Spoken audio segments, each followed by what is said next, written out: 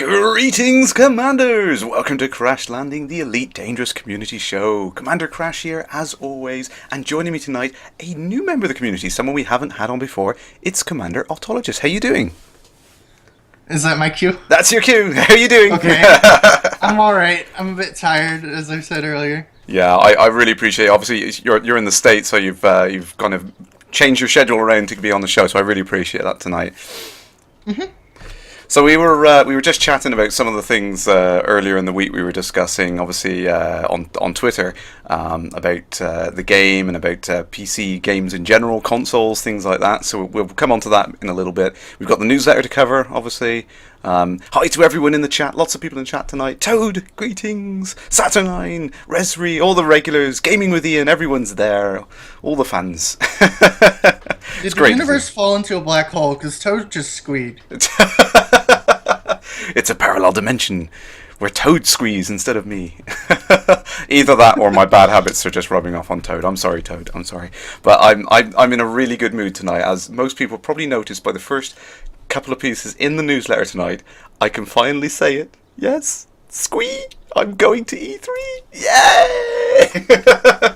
What I wouldn't give to go to E3, though. I feel so guilty. I'm so excited about it, but at the same time, it's like I wish I could take everyone, and because it's awesome. It's going to be amazing. Of course, obviously, we've got some other ambassadors coming as well. We've got Anderson, DeGreer, Resri, and Malakir, which have been ambassadors before. They're going to help out at E3. It's going to be amazing. But it's going to be crazy, crazy busy. Now, I saw some of you guys in the chat were talking about it before, saying about how you might be able to try on the Oculus. I was like, if we get 5 minutes to get out of the room, yeah, maybe, because the queue for that thing is crazy. Everyone wants a piece of VR action, so it would be nice. I'd like to get in there and have a look.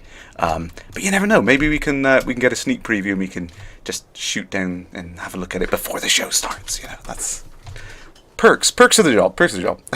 So yeah, thank you everyone. Thank you. Abacus is in the chat. Greetings, Ambassador. Yes, it's gonna be great. I can't wait. So yeah, we'll be heading out for that. That is in I think it's the 18th and 19th of June. I believe that is. It's changed around a bit. Starting in the week of June the 15th. So I'm going to be out there all of that week, getting set up and preparing for the demo and all. There is a big reveal there, which I can't talk about yet, but it's going to be cool.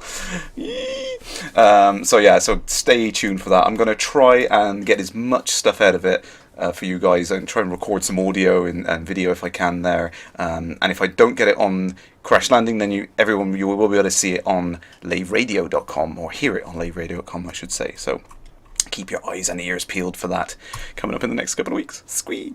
So anyway, also, you are heading on your way out now. I just got to the dock, actually. I'm about to go into private group. Oh, okay, cool. So we're for those of you who haven't been keeping up with me on the stream, I have been up doing the community goal near Alioth because I need to get my damn permit for the Alliance system. Plus, I want to get some of this cash for the community goal. I'm currently in about the 40% bracket, I think. Yes, I've not dropped down, so I want to at least keep that there. There's only 23 hours left on this community goal, so I need to start racking up those credits to stay in that bracket there, I think. My goal is to just get into top 70% before it ends, because yeah, quick. I wasn't paying attention much to community goals. I've been taking a little break from Elite. I don't want to burn myself out on it, because there's so much more to come. Oh yeah, I understand where you're coming from. This was something I was talking a lot with Toad earlier on in the week. Earlier on in the month. You gotta take breaks, or you're just never gonna play the game again. I did the same thing with Dark Souls. I can never play it again now. It's totally ruined the game for me because I played it too much. Yeah, and I've noticed Toad has been playing Black and White too. It's like he's totally just burnt out on the game. But Toad is playing Pokemon. He's playing that I've got to see. Well, yeah, no, it's I understand where you're coming from. Yeah, it does get to that point. It's like if you just completely grind, you will just destroy it for yourself. Yeah. I don't want to get to that I am point. sort of looking down the barrel of that because I want to get Elite in trading because I want money and I want access to Founders World, and I'm like, which two of the Elite things go together best for this? And I'm like, trading. Absolutely. Yeah, I have to get back to that. I'm like Toady. I've got the Anaconda with 450 space, and I've got a route that gives me good money. I just need to take the time and like the 2 weeks and do it, get it over with. Yeah, absolutely. It takes Seriously? a lot of effort, I think, to do that. I've jumped into Super Cruise. You jumped out of Super Cruise? I'm in Super Cruise at the moment, so Alright. I did send you a wing invite. I'm not sure if you saw that. Hopefully it's not being... Oh, I just got it. There we go. I'll do it again. There we go. Cool. So Just mute myself in game. I'm just going to cruise over there gradually as I check out the rest of things in news there. So I've come up with an idea because I got completely screwed over in the last couple of weeks where I misinterpreted the rules of a drinking game. So I'm inventing a new drinking game. Every time I mention a certain important game show event which is coming up, I want everyone else on the stream to drink. Because that's what I did wrong. I did it the other way around. Oh, we're getting the... There you are. Cool. I see your vulture. Oh, I'm getting the voice comms. That must be coming your end, I think. Oh, there we go. Cool. I like that sound effect, though. Beam laser cannon combo, not bad. Yeah, I've been playing around with a few different things. I did have fixed weapons on there, and I really like the extra power you got from the heavier weapons, but I've just been getting lazy, and I just threw the gimbals on there, because I was like, yeah. That's it. Yes, Crash. E3. Everybody drink. Yay! My ship is just scary right now. It's just a scary ship. Three large plasma accelerators, 2 medium railguns on a Python that has 2 shield boosters and a basic shield. Ouch. Yeah, I've just been having fun playing around with the Vulture. I like getting in close and up close and personal with the ships, and really causing some heavy damage. So it's nice. Greetings, Welsh Renato. Thanks for joining in tonight. Oh, just dropping in with you now. No, I'm not. Weapons online. There we go. Yeah, so I'll move past the news story about the upcoming gaming event, and if anyone does remind me about it, then I'm afraid you're all going to have to drink. So. Which side are we? Oh shit! I forgot to get the community goal. I'll get it when I go back. Yeah. Alioth Independence. Before I turn in the thing. But which side are we choosing? Alioth Independence. Gotcha. Okay, I got a Conda. I'm looking for something. Well, I'll find your Conda. We've got to go for the big, juicy targets. There's an anaconda. Not sure if it's your anaconda. Oh, it's shooting at me. Saturnine, what's so special about E3? It makes everyone drink. Drink up, commanders. There goes its shields. Yes, shields down. Switching to cannons. I love my medium railguns. Oh, I really need to go back to play with railguns actually, because I've not gone to. I mean, I played around with them in the beta and the gamma, but since starting the game fresh, because I wiped my save and started again, I haven't really played around with them a lot. Those 3 plasma accelerators are awesome. Make short work of that. Oh, I've completely forgot. Sorry, Abacus. I'm failing here. There, right there we go. I've got my ED tracker turned on now. Apologise for that. Silly Crash. Right. I'm gonna go pick on a Cobra just for fun. Okay, I got your target. See if I can get him with just the railguns from range. There we go. Oh man, he's far. Targeting power plant.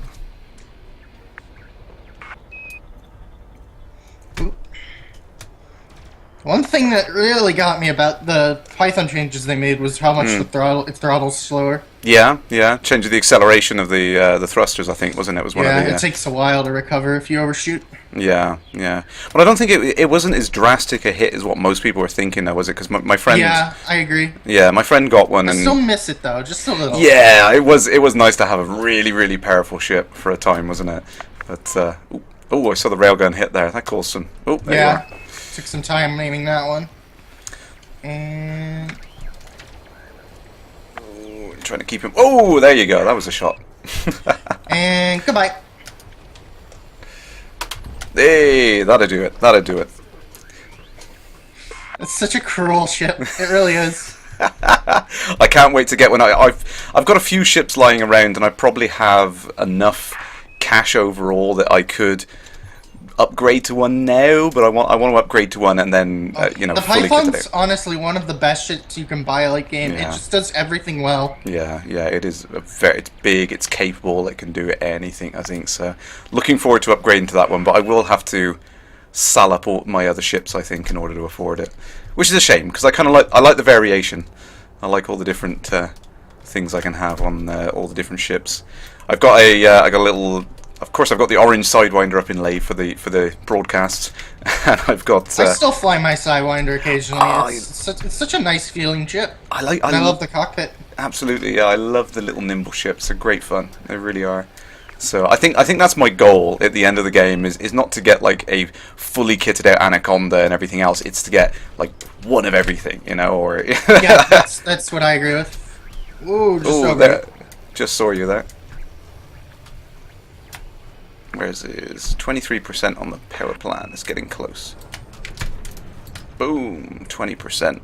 Just glanced him. I apologise, guys, if I'm missing the chat because I'm really into this tonight. I'm sorry. I've been out exploring so long. It's nice to get back to combat.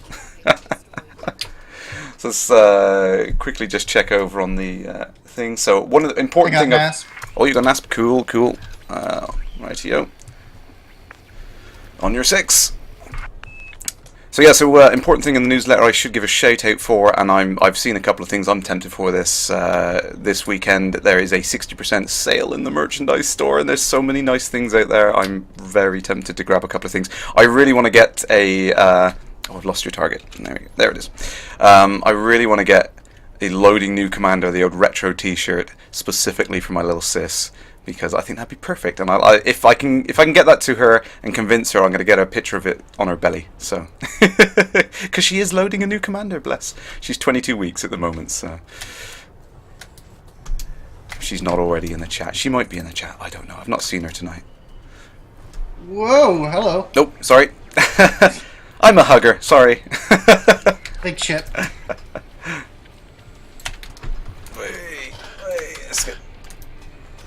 Oh, that'll do the trick. Yeah. Ooh. The triple plasma accelerators eat so much power on it. Yeah, yeah. It's rare that I can fire all 3. That's why I was a little worried about them, because they were so. But I do have the best power distributor, and I can fire all 3 as long as I have like 2/3. Oh yeah, yeah. There you go. Another one bites the dust. Mm-hmm. Greetings, Elavric.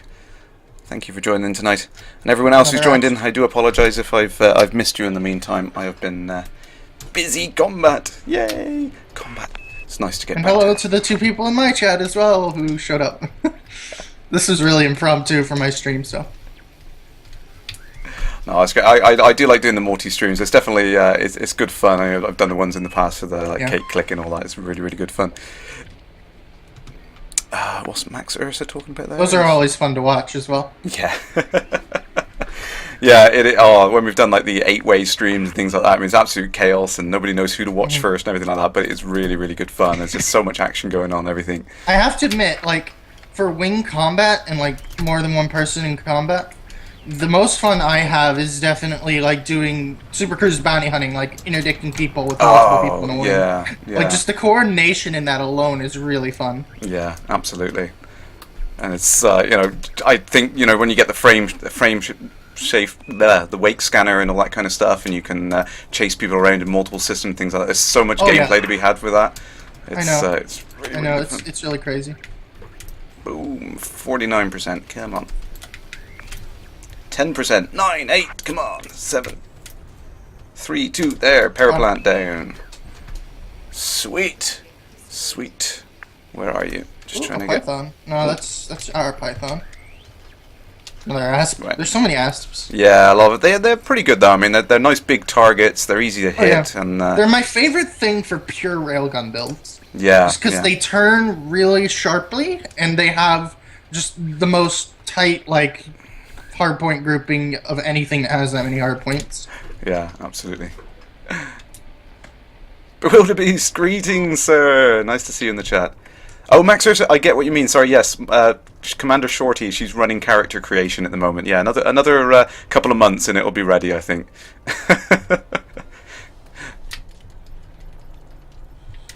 Oh, I really need to get her to play the game more, but she's still feeling very queasy at the moment. So, oh.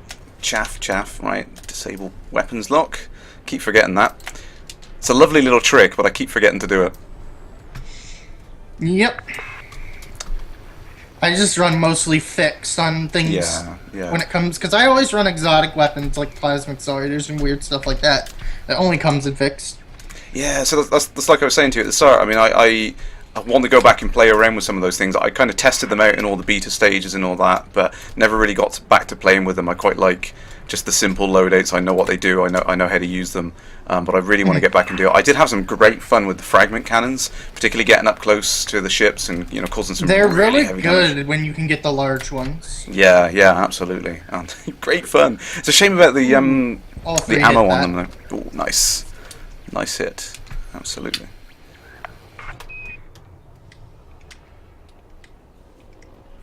Bewildebeest, yes. Out of targets. We're mopping up. Yep.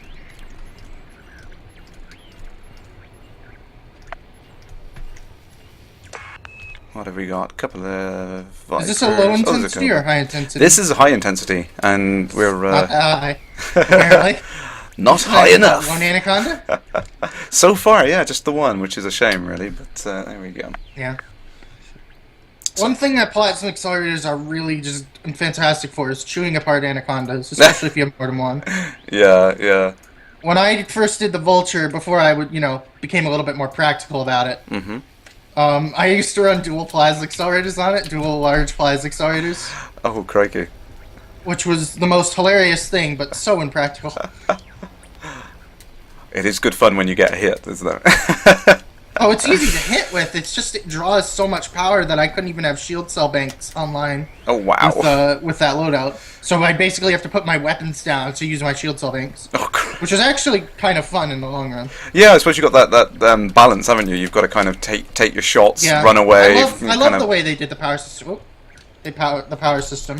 Like, I could spend, hours just sitting around looking at different weapons loadouts and min-maxing them to optimize them with the current chip's amount of power. Oh, no, I know, I love it. When that first came in the early access, I was just sat in the station for a good couple of hours just tweaking all of the different values and trying everything. Oh, yeah.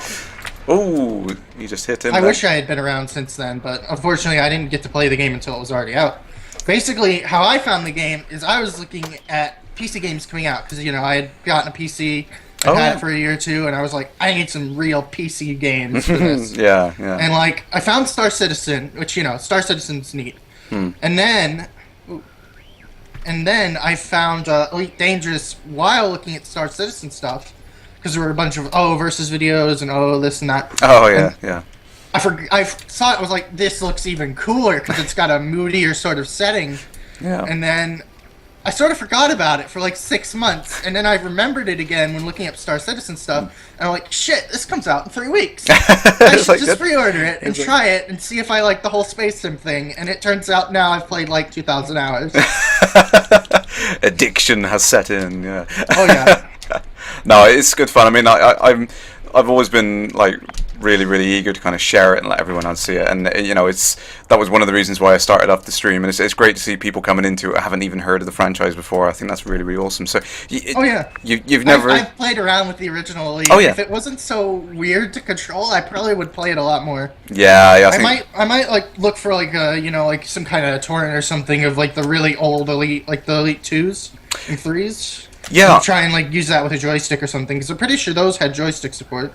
The first ones, I mean, the original Elites were better on joystick. They were designed very much with that in mind. I think the Frontier Elite 2 on the Amiga and the Atari ST and those platforms, they were much better mouse controlled, actually. Just because of that kind of generation of machines, that's what most things were going for. So you might be able to get it to control on a joystick, but it was one of the things I had trouble with when I was setting up early on, and I kind of just left it in mouse control at the end because it was easier like that. Well, the thing is, the original Elite for the BBC Micro on the emulator comes with keyboard controls. There are no mouse controls. No, not that. That drives me bonkers because it's like playing with flight assist off. It doesn't necessarily stop. You let go of the key. And you don't have yaw, and it's awkward, but it's so neat to see the old look and everything. It really is. Yeah, absolutely. I mean, this has come up many times on the chat before, because one of the things that a lot of original players will remember that things like docking and everything in the original games were so difficult, really, I really docked difficult. once. Yeah, I managed to dock once. It's the lack of yaw. The yaw Yes. does so much. Yeah, and the other problems you have in there is the fact that the refresh on it was so slow on the older machines. They just couldn't refresh at a high frame rate, so the Yeah, it's so like unsmooth generally. yeah, which is a shame, really. I mean, it's not putting the game down at all. It literally was the hardware at the time couldn't manage to do 3D any faster than that frame rate. So it does make that kind of movement very, very difficult. I can't find any other ships at the moment. Have you got any? The fact that you even could do such like a well-controlled 3D game in 1984 It was like, what? it's mind-blowing. When I played that, I was like, "Is this from like the early 90s? This like, isn't no. 1980s." What? Yeah, no. When I read through the manual, it was all very. It all felt very 80s. I'll admit that. Oh, I'm gonna go pick on this eagle because it's an eagle and I'm in a python. Radio. On your 6. About 3 clicks out. Heading there now. It's like 6 from me. I'm gonna see if I can one-shot him. Just don't touch him yet, Okay. because the Plasma Accelerators occasionally one-shot eagles, which is hilarious. I'll have him targeted so I can see his hull. I've seen the huge Plasma Accelerator one-shot a Cobra before. Oh, nice. Yeah, like a low, like level NPC Cobra. It blew him away in one shot, shields and all. Wow. It probably hit his power plant or something. Yeah. I mean, that's the great thing about it, isn't it? You've still got that positional damage and everything. Even if you don't target a subsystem, you can still hit if you get a lucky shot on it, or you know where it is. Ooh, it didn't get through his shields. Ooh, that was. I mean, I'll take a. If I take his shields down. Yeah, see if you can get through him. There you go. There you go, shields down. Now let's see if I can get a good bead. I'm. Ooh, right over. I'm playing cameraman tonight. Ooh. Okay. Stephman1234. No, by all means, ask away. That's what the stream's all about, is asking questions. Yeah, so in this situation here, you can declare the side that you want to fight by going into the functions here, and you can see at the top I have picked the Alioth Independents. I've done that because there's currently a community goal to stop the Sobek Boys, which is the other faction. But that doesn't stop you if you want to get in and help the other side, because, hey, why not? Then you go for it. You know, I was playing in open the last couple of days, and there was lots of player commanders around, and it was pretty chaotic, but it was great fun. It was absolutely great fun. Excellent, he's down. Nice. We're running out of things to kill. We have. We do this Cobra. I think I need to go for a reload shortly after anyway. So if you yeah, I should too, because I'm running railguns. Yeah, and we'll get the community goal as well before we head out. For you, that is, anyway. So I'm not sure where I am on the list at the moment, so I'll check the list when I get back to the station, and then we'll have a quick check on the newsletter. There was a couple of things in some images in the newsletter I wanted to pop up on the screen for everyone this week in case they haven't seen them. And so I've taken this Cobra out. Target panicking.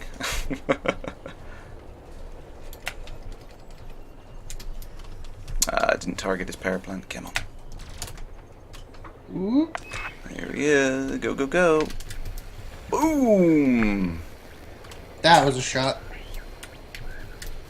I just took a direct hit on a Viper and all its holes just disappeared. It's just boom! Gone. Yeah. Railguns are satisfying and accurate. I like them. That's why I have an ASP just for railguns.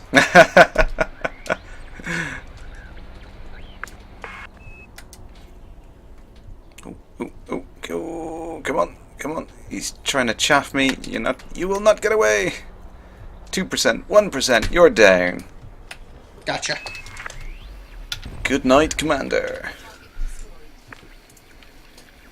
So, roughly how many ships do you have at the moment? I forgot to ask that, actually. I don't have as many as I used to, because I sold everything for trading money when I got back my trading Anaconda, because I wanted to go for Elite. But, as time went on, I've been buying back a few things.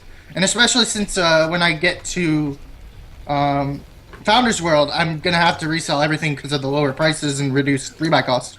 Yeah. So, yeah. But I ended up buying my Fertilance back. I ended up buying my Python back. I kept the Python. That's what I did, is I sold everything but my Python, and I flew the Python to my trade route.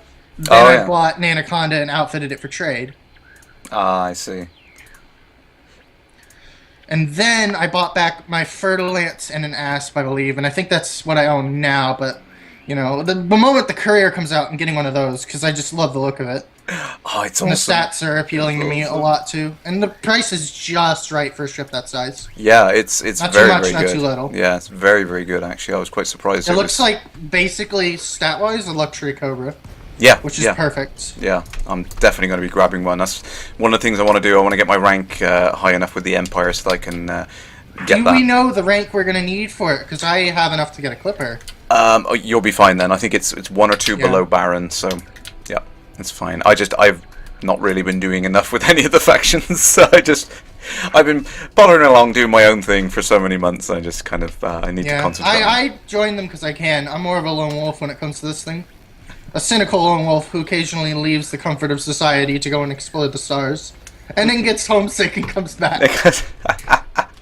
Well, that's the great thing about it, though. My railguns aren't firing, and I don't know why. Oh, are you out of ammo now, or are you? I don't think so. They're charging, but they won't fire. That's strange. Oh, they are out of ammo. They'll still charge when you're out of ammo. That's interesting. Oh, right.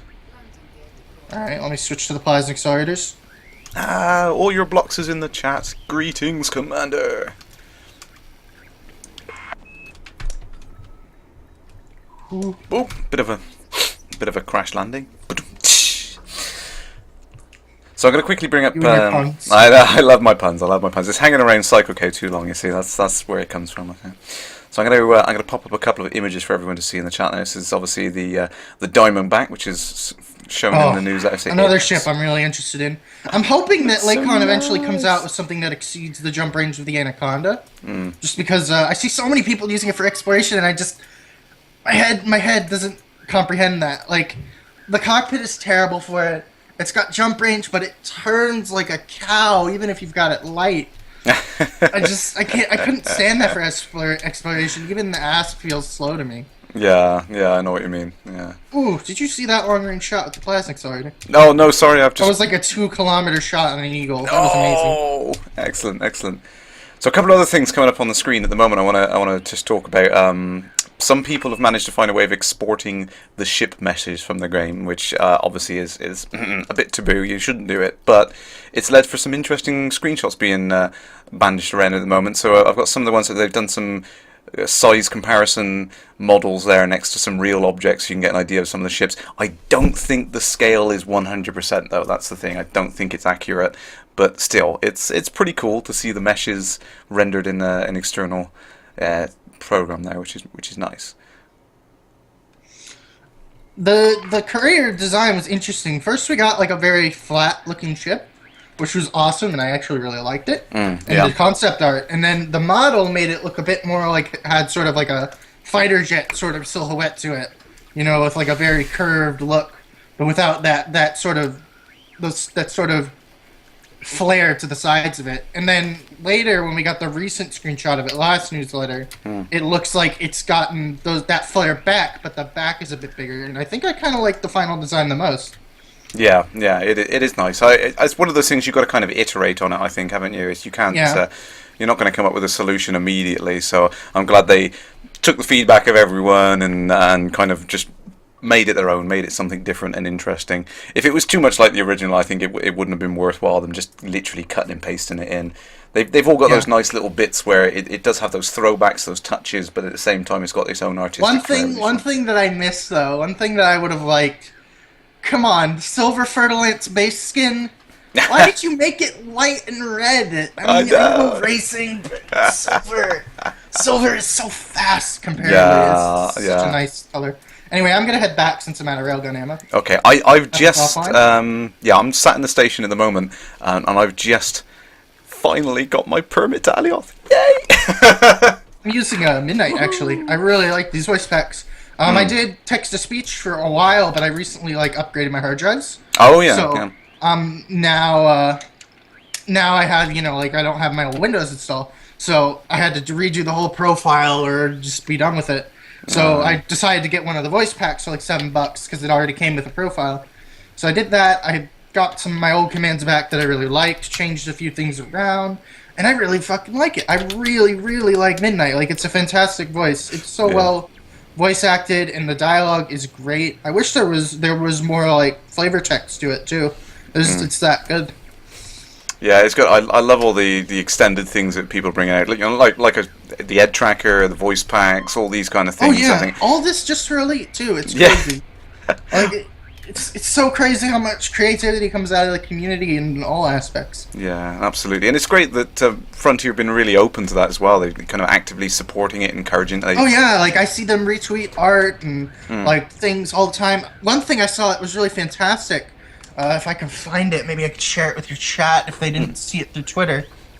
Oh, I'm still boosting. I should make sure I don't crash into anything. Because I think I still have it open. Was this fantastic little mock-up of the fashion in magazines. Oh, yeah, I think I saw that tweet, yeah. Yeah, I'll post it in your chat, because I thought it was fantastic. This, like, it totally gives some context to the world, and that makes it feel really real. And it's crazy that Elite has enough there that this context is achievable without needing, like, external sources. And the external sources just push it into, like, a really easy to understand method, at least in this case. I think, yeah, because one of them was mentioned in the newsletter at the bottom, wasn't it? Yeah, so it's... Quest docking?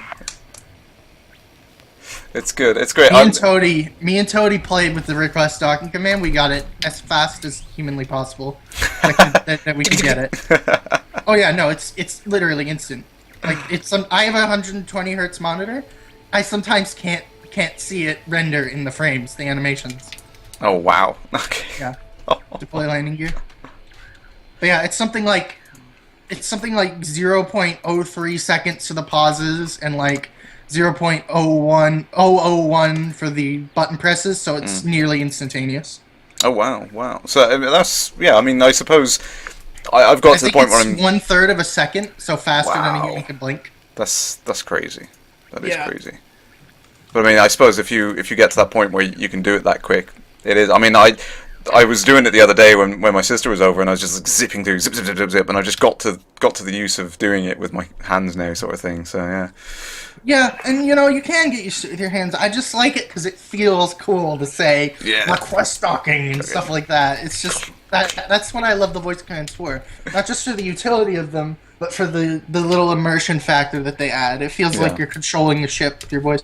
And it's amazing that the technology has gotten to the point where it's so easy to make a voice command program. Yeah, that just works. I was some dumbass with a text-to-speech program and voice attack, and I made like a really consistent profile with an interesting personality. Yeah. Even though it's gone now. Oh no. You shall be missed, Russell. Oh, no. He was the sassy Australian man that controlled my ship and occasionally wanted to get me killed. Think Doris, but Australian. It's basically Russell. Excellent.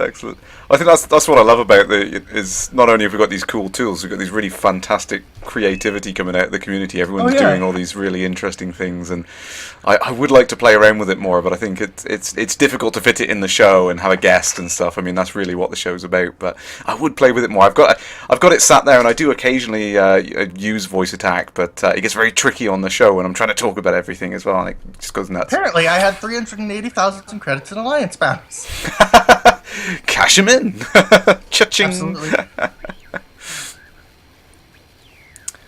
Just checking if there's any questions in there. Everyone's talking about joysticks tonight. Vernaut, the price I'm on difference an between X52 Pro. Oh, you're right. Yeah, I'm the same. X52 Pro. Yeah, I think a lot of people seem to go with the X52 Pro. I've seen a couple people using the X55, and I kind of like the X52 Pro just because it looks a little bit more futuristic than the X55, which looks a little more like military, like styled. And I like all the neon buttons that I could change the colors of, and all that stuff. It feels right. And if you look at the cockpit flight stick in the game, it's the same stick. Yeah, It's the same stick without the handguard. That's really exactly why I had to go for it, because I know the guys in the office, once they played around with one, they were like, yeah, this is the one we want, and that's why they ended up modelling the in-cockpit view to fit the stick, because they absolutely loved it. And as soon as they said that, I was like, yeah, okay, I'm buying one. It came out good, too. I wish the throttle looked a little bit more like the throttle. That's like my only gripe. Oh, yeah, because it's Yeah, it kind of fits that, because I think what they've done is they've designed the two sections of the stick so they will fold into the flight seat behind. So Yeah. they've made them a little bit more flat, I think, because the X-52 tends to have that kind of roll over, doesn't it? It's around an axis rather than a slider. Ooh, loop of shame there. I'm heading into the dock now. There we go. Neat. I make a minimum of 1 million credits if I get this, just for that a little bit. Oh wow! Excellent, excellent. The community goals are fantastic. See, that's The community goals in the buff to bounty hunting that they did have like totally like I almost defended the Seeking Luxuries a lot because it was such a good way for people early on to make money, but late game it became kind of overpowered. Now you've got early game, you've got this bounty hunting there that makes you tons of money. You've got the community goals, which can make you tons of money if you just go around to the different ones, contribute to the top 70% in each, and come out with that. You'll make millions. You'll quickly have money. I have a friend who's had the game a month, and he's already in a Python, like a nice, strong trading Python, and like it's just the right balance there that you can make money quickly and get around with it quickly. It's very they made up for the whole Seeking Luxuries thing really well, which I thought was good. Yeah, absolutely. For the early game players, because I started this game back when it first came out. It is really hard to make money. It is really hard to make money right off the bat. Yeah, that initial bump is very, very difficult, I think, especially. And like, I've seen like 2 or 3 of my friends get the game. I go around with them. I help them with the bounty hunting early on, and get them in Cobras each before I let them do their own thing. And once they're in a Cobra, the whole game just opens up to them. They have so many options. Yeah. And like they just get lost in it. It's so nice to watch. Yeah, it's great, and I think that was one of the things. It was always going to be a very, very steep learning curve at the game. Historically, all of the original ones, they were as well. They were one of those ones that some people picked up. It's not so bad. Yeah. It's really not so bad of a learning curve. I don't think so. Like, I've seen other games that are, like, infinitely less complex than this, but that have an infinitely worse learning curve. Yeah. And it's nice to see they found a nice balance, I think. Yeah, absolutely. Ooh, oh, no. They somehow managed to make a game this complex appeal to someone like me who plays fairly simple games most of the time.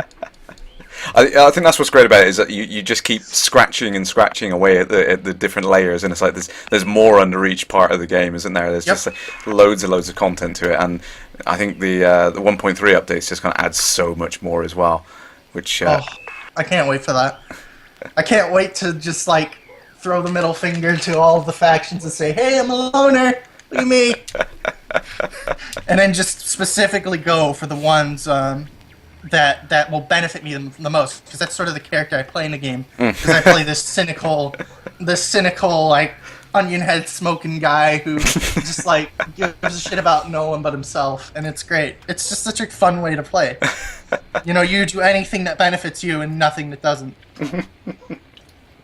And I think that's one of the things that I'm really enjoying and seeing coming out of the community is the various kind of role playing things that people are doing. This is one of the things I was discussing, shall we say, with someone on Twitter earlier in the week about it's like, oh, you can only role play if you play open. It's like, well, I don't think that's necessarily the right way to look at it. I'm almost a pure solo player, and I role play. Yeah, it's that simple. It's the two things do not go hand in hand. You don't have to have one or the other.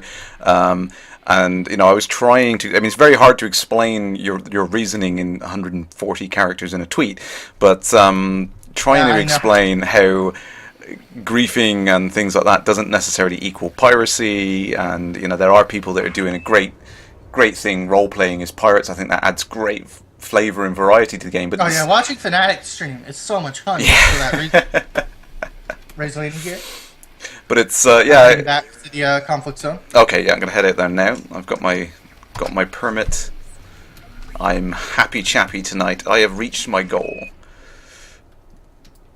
So yeah, it's unfortunate that a lot of people think that one means the other and you can't have one without it, and it's a shame really, because it spoils the action, but at the same time and like I really like the community goals and the little events that Frontier have done, because they encourage the counterculture to pirate people. Yes.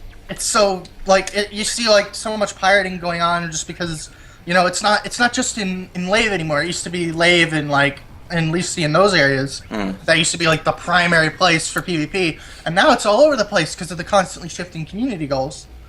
I feel like that's a good thing that everybody's spreading out a little bit more. Yeah, yeah. Gets the whole community to move around, try different things. I mean, I did the first couple of community goals, and I didn't really get involved in a lot of other things. And then once I come back from exploration, I like you said, I had a couple of bounties. I just cashed them in. I was like, ooh, I'm straight into the 70% bucket. I made a million here, and I was like, wow, this is a really good way to do it. And then I did the one up in Dizzo and the Zeonce ones, and the recent ones there. And I was like, yeah, this is really cool. I'm really getting into the community goals now. So I think, oh, I've damn. Online? There's a. I've got an anaconda here. I'm a few. Oh, let me navlock you. Yeah, that's probably what we should have done. Yeah, yeah. So I know there's a way of cheating the navlock, but I feel that's mean doing that. Tweetlonger.com. I haven't heard of that one before. All your blocks. Yeah, that's a good one. I should start using that when I go on little rambles. It's the thing though. It's like when I go on my little rambles, like it stems from one tweet. Like I make a point. I'm like, and then I think about it more, and I got more to say and more to say and more to say. It doesn't just come in one thing. That's why the format seems to sort of fit, even though it doesn't at the same time. It's weird. Yeah, I know what you mean. It's like you just think, I just want to discuss this, but at the same time, tweets are just not good enough for it. Yeah, absolutely. Yeah. But I'd like to say it didn't get heated. I mean, it started off fine. I was like, yeah, I like playing. I get a little heated. Like the whole thing, like it bothers the hell out of me to see people that are like so misinformed and like aggressive about stuff to the point like where like they'll like vehemently insult and go against everything everyone ever says, no matter how much evidence they present or whatever. Like I'm a guy who just hates seeing things without evidence, and it just makes it worse when people are vitriolic about it. Yeah, it was unfortunate because we started off on a relatively, parallel path with it, and it was just saying, I was like, oh, do you play open? I was like, yeah, I occasionally play PvP and play open. It's quite fun to get in the combat zones, and when it gets really, really risky and exciting because things are not going your way, it is fun. But at the same time, then it was it started arguing that it should be exclusively open and no one should have private and solo. And I was like, but really, but why? It doesn't make sense. Why not give the players the option to play the way they want to? And they couldn't come up with a reasonable argument as to why it was a bad idea one way or the other. And yes, I kind of understand the points that people were raising when they're saying, hey, that if you allow people to switch, they're going to run off and hide in solo. And I was like, well, yeah, that's an understandable thing. Yeah, that's one of the risks. It's like Frontier know that. It's still not a huge thing, and anybody who is so like steadfast in their we gotta be open, we gotta be open, is not going to do that. Yeah, yeah. Because they already have the opinion, and like it's only the people who pretend to want the risk of open in the first place and aren't really suited to open in the first place that will do that. Yeah, yeah, and that's what I was saying. The problem is if you want everyone to play in open, you have to have a meaningful reason why people want to do it. I mean, there really is no meaningful reward for a trader to go into open because there's none. There's too many risks and there's just not enough advantage. I trade at least. No, I don't want to go into open. There's no reason for me to be in open. If there was like a 10% buff to profits, maybe. Yeah, or some. There's got to be some meaningful mechanic there that supports it. The difficult part is everything mechanics-wise that Frontier has done is fit in with the aesthetic of the game and the lore of the game, and I just don't see how they're going to do that because the whole solo open thing is something that doesn't exist in the lore inherently. And whilst I absolutely agree with piracy, and I love the game mechanic in there. I love it. I do too. It's fantastically designed. Yeah, it's a great career role, but I think the way you've got to look at it is it's very unlikely you're going to find a player that wants to be a victim in that interaction. So if you want to be a pirate, the only way you're really going to be able to do that effectively is to pirate NPCs. because NPCs are not going to care about. Sorry, Mad Dog. I know Mad Dog would have something to say about that, but NPCs are not going to have an emotional response to being interdicted and killed in an evil way. So those are the targets you're really going to have to go after. I'm sorry, I'm triggered right now. You cannot say that NPCs have no existence. I'm sorry. I am with Mad Dog. I know. I'm so sorry. But I'm, you see my point with it. Really, it's like, players are not gonna be as welcoming to the whole idea of doing it. I think that's the problem. Most players would not want to be a victim in that kind of situation, and that's where the issues come in. That if everyone was playing an exclusively role-playing environment, then it would sure, have less players too. Yeah, it would damage it. It would be harmful, I think, overall, because people wouldn't be interested in getting killed every time you trade. People just wouldn't bother trading. Elite is just not supposed to be a PvP game in the first place. It's not supposed to be a pure PvP game. It never has been. Yeah. The only reason they have done it is to increase the feeling of an open universe with tons of people. Less so to make a standard, end game PvP sort of thing. Yeah. Shields. Exactly, and that's why I think they've done the right thing by going for the option. It means people can play it the way they want to play it. My shields are down. I'm out of here. Oh yeah, I just noticed you go red. Wow. Weapons all fine.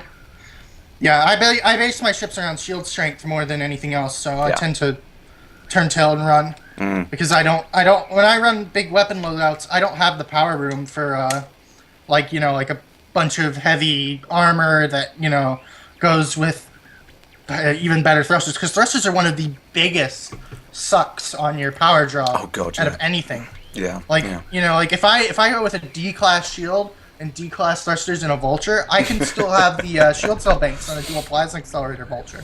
Yeah. It is. I mean, that was one of the things when I was kitting out this vulture. I mean, I really wanted the Class A shields and the Class A thrusters, but it does mean I have real difficulty. You have real difficulty with power, yeah. But it's I managed to find a balance. It's fast when it's got good thrusters. Oh too. Yeah, that's so quick. That's what I love about it. It's like going back to an eagle again, but I've got big guns on it, so it's an eagle with big guns. That's what I love about it. It tanks like an asp, it flies like an eagle, and it hits like a clipper. It's great. It's brilliant. It is good fun. That probably says why this ship is the most popular. There are 3 ships here, and I don't think we're in the same instance. Oh, okay. Have you jumped back into I'm gonna go back to the station real quick. Okay, yeah. I'm just landing now to reload and engage Super Cruise. Get through there. I'm going to check the chat very quickly. Sorry, guys. We've been having a good rant. Yes, Toad. I did catch that with Mad Dog the other day. That was hilarious. That was so funny. When Toad went off on his island, I'm going to teach those NPCs. I'm going to teach them a lesson. They had their chance. Oh my god, that Commander Chaos guy. No, there is not PvP, so don't act like you know everything about ED, sir. Yeah. Also, he spelled the letter U and now, and I just come on, dude. If you're gonna argue with someone, at least have some basic spelling and grammar skills. It's so simple to learn. It's U is a 3-letter word. It's 2 more keystrokes. I don't get it when people do that unless they're typing a really long thing on a phone or something. Then I can completely shorten understand. it. Yeah. This is the problem I had with trying to have a discussion. Is it usually starts off relatively civil, and then people just get to shouting their point across and not really listening, and it's like you're not understanding what I'm saying here. It's like I've been there, I've seen it, I know what's in the game, So yeah. Yeah, it's just it's like people will just jump at you on the internet. It's crazy. No, yeah, I think it's that's what I was seeing a lot in the comment sections of videos about the consoles and stuff. Is just console people not only just being aggressive and mean, and PC people too. To their credit, it's on both sides, definitely. There is that kind of unnecessary need for people to kind of outdo each other, I think, which is you're not gaining anything by shouting at each other, really. So the thing is, I've seen console people literally claim that the new gen consoles are more powerful than any PC out there, and no, that's not true. It's just not true. No matter how you slice it, it is completely factually incorrect. Yeah, I know. It's I've seen the hardware. I understand it. Yeah. like fanboying over their things that they can't have like a civil discussion about them. And like I said, it goes on the PC side too. And a lot of PC players who are so enveloped in PC don't see the benefits of console. Yeah, which and there are plenty of. yeah, But, yeah. like, it's so annoying to watch. It's like we all like games. Yeah. Why don't we all just support each other? Yeah, get along. It's Get along. it's not hard to do, and do your research, get along, understand everything that's going on in a higher way so you don't come off like an idiot the moment you open your mouth. It's crazy. Yeah, and that's the thing which I find really, really strange, when people kind of can't see the point that a console is just it's a cheap, it works. and it works every time. It's a consistent device that's easy to set up and understand. That's why it appeals to the masses, and that's why the Steam machines that are coming out are not appealing to the masses, because you've got like 35 different choices of Steam machines, and like each of those have different buying options with different specs, and like that kills the whole thing, because the idea is you buy one thing and it works with consoles, no matter what the form factor is or anything. Yeah, it's just like, pick it up and play. Pick it up and play. Yeah, it's a pick up and play device, and it's not even a medium level, Peter. They can't even do 1080p 30 FPS, and that might get better as they learn the hardware more. Yeah, that might get better as DirectX 12 comes out for the Xbox. But right now they're running off of an 8-core. They're running off of a beefy but still a mobile CPU. Yeah. And the GPUs are less than impressive, to say the least. Yeah. And the big problem, the big nail in the coffin I see on the horizon that's looming like a giant cloud of death for those consoles, unless they come out with some kind of Redux versions or like new power versions. 4K. 4K resolution. 4K is becoming a standard. It's becoming a standard. The prices of the monitors are going down. The prices of the TVs are sure to follow. In 2 to 3 years, they'll be as expensive as like a 1080p 144 hertz display. Yeah. And when those consoles inevitably cannot push 4K, I don't even think they have like DisplayPort or outs for 4K. No, I don't believe they do. No. And that's where it's going. People who see all this 4K PC stuff. Yeah, and yes, it won't be standard for 2 to 3 years, but an average console cycle can last 5 to 10 years. Yeah, I mean the last one was like 7 or 8, wasn't it, for the 360 and the PS3? No, we won't, Peter, because it's 5 to 10 years usually for a console cycle. So we will not have a PS5 by then, unfortunately. No. We might, because of the 4K thing, and they're being forced to output better consoles. Push. Yeah. But that's the only reason I can think of. And that's why I've always favoured the PC platform, because you've got that intermediate upgradability. Because of the customizability. Exactly, yeah. In a couple of years you can get a new GPU and bang, suddenly you're back in the running again. Just the customizability down to every level. You got graphics mods, you've got compatibility, you've got all of these fantastic things. Yeah, Xbox 360 did come out in 2005. It was a 10-year system. Wow. There you go. 10 years. The PS3 was like 7 to 8 years. It's crazy how long those systems were out. And the recent systems have hit the law of diminishing returns. Those consoles have been out so long, people just wanted something better.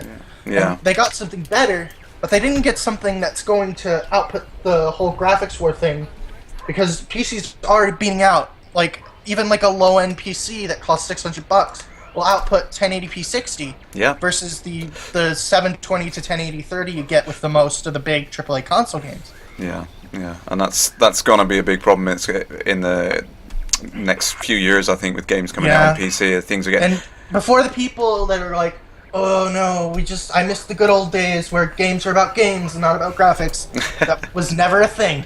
Graphics war has been going on since 8-bit and 16-bit. Yeah, I was gonna say. Remember the old Atari does what Nintendo don't commercials, like it's been about graphics for so long, and that's not to say that good games are not.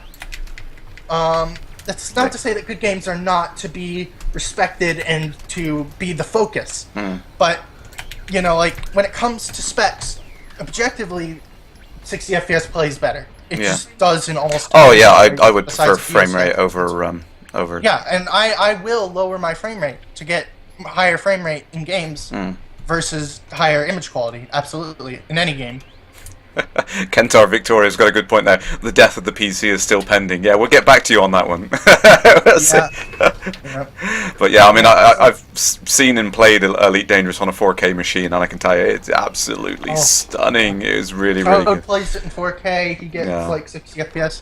When I do a GPU upgrade, I'm probably going to go for what he has. I'm going to do dual 970s or either that or whatever the 70 series comes after 900 series. Yeah, like the 1070s or whatever. Well, I think I'll do dual ones, which will be future proof for 4K. You know. Oh yeah, absolutely. Which is the point. Yeah, and that's the great thing about it. Like I said, I mean, even dual 960s is future proof for 4K to a degree.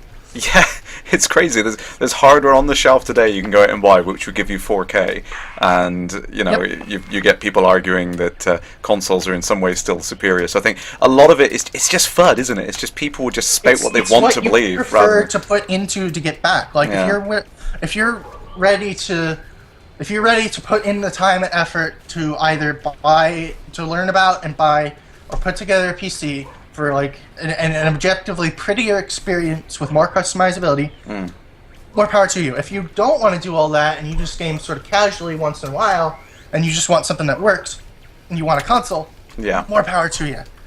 Yeah. But like for the enthusiast gamers that are on console, and there really are enthusiast gamers on console now who play all of the big AAA titles and all of the little indie bits, it's sad. It's sad to see that they're gonna be so sorely disappointed in a year or two when they can't push past 720p 30 FPS. You know, as long as like the thing remains stable. That may not turn to be true. Yeah, I mean, hopefully they will make a push for it. I mean, remember when the 360 came out? It was pretty powerful for its time. It was beyond. Yeah, and back then you could make the argument, hey, the 360 is really powerful. The PS3 is really powerful. Yeah. But now it's not. There's no argument.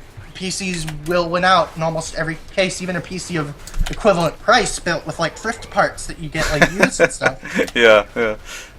Like I saw Linus Tech Tips do a fantastic video where they tried to build like the best budget PC, thrift PC they could, and they got better performance. Both of their PCs that they did a little contest building got better performance, though less stability, doing thrift buying with stuff. And one of them got like an R7 280 or something. And when they put the CPU that one got that was really good in the card, the R7, the other one that was really good together, it was a $380 machine that would floor any console and have more than double the power. It was crazy. It is mad. It's so much headroom in PC. I mean, that's the great thing about it, and I've said it before a couple of times. I'm so excited about what's coming up with DirectX 12 because that's just going to open the door to even more performance, and suddenly we're going to have this huge. Also, with Windows 10, SLI will stack VRAM now. So, like, if you get two 970s, you're going to have 8 gigabytes of VRAM. I'm not sure that functions exactly as a lot of people have been stating on that one, though, because I think that's... I know. It will be buggy when it first comes out. SLI technology always is. Well, I think the issue with it is in order to do something like that, it depends on the graphics mode you're running in. And the problem is with the assumption of stacking the RAM on there is that you'd get double the whatever the capacity of your card is, like 2 4-gig cards will give you 8 gig. Well, it may be like a 75% increase. It may stack like the rest of it. Well, the problem is if you're rendering the scene and you're alternating the lines or the frames or something like that on the screen, both cards would need the same assets in memory in order to render them. That's kind of the issue with it. Yeah. So it'll take a lot of work, but they're saying it'll happen. So for the time being, we can only wait. Yeah, I mean, I think you can definitely get some improvements with like frame buffer stuff, because obviously both machines wouldn't need the same amount of buffer RAM and all that kind of stuff, so you could share that respect. But it's like anything. It's like these great new features come out, and like all the things I've been reading about DX12, it sounds awesome, like heap descriptors and all the different improvements for making the resource management much more streamlined and everything like that. Yeah, it's all great. To be honest, in my experience, at least with like Ubisoft games and other AAA titles, ones that have an option for DX9 run significantly better in DX9 mode than they do in DX11 mode.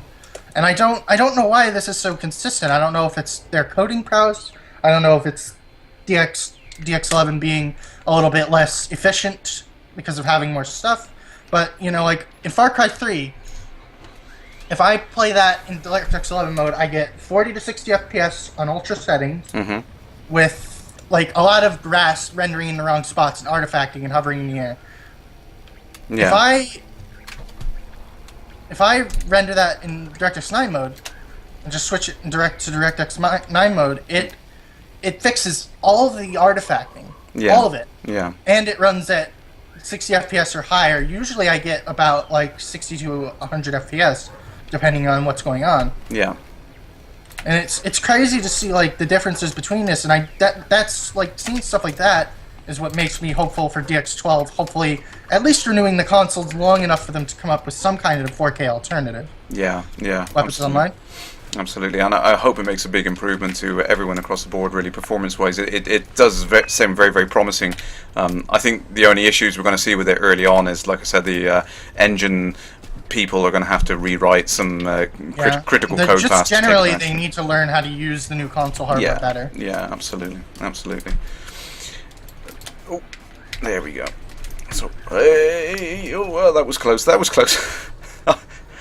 I nearly got up close and personal with that Python then. I was going to give him a nice hug. Nice friendly hug. Yeah, well, a Python will always hug you right back, if you know what I mean. Yeah.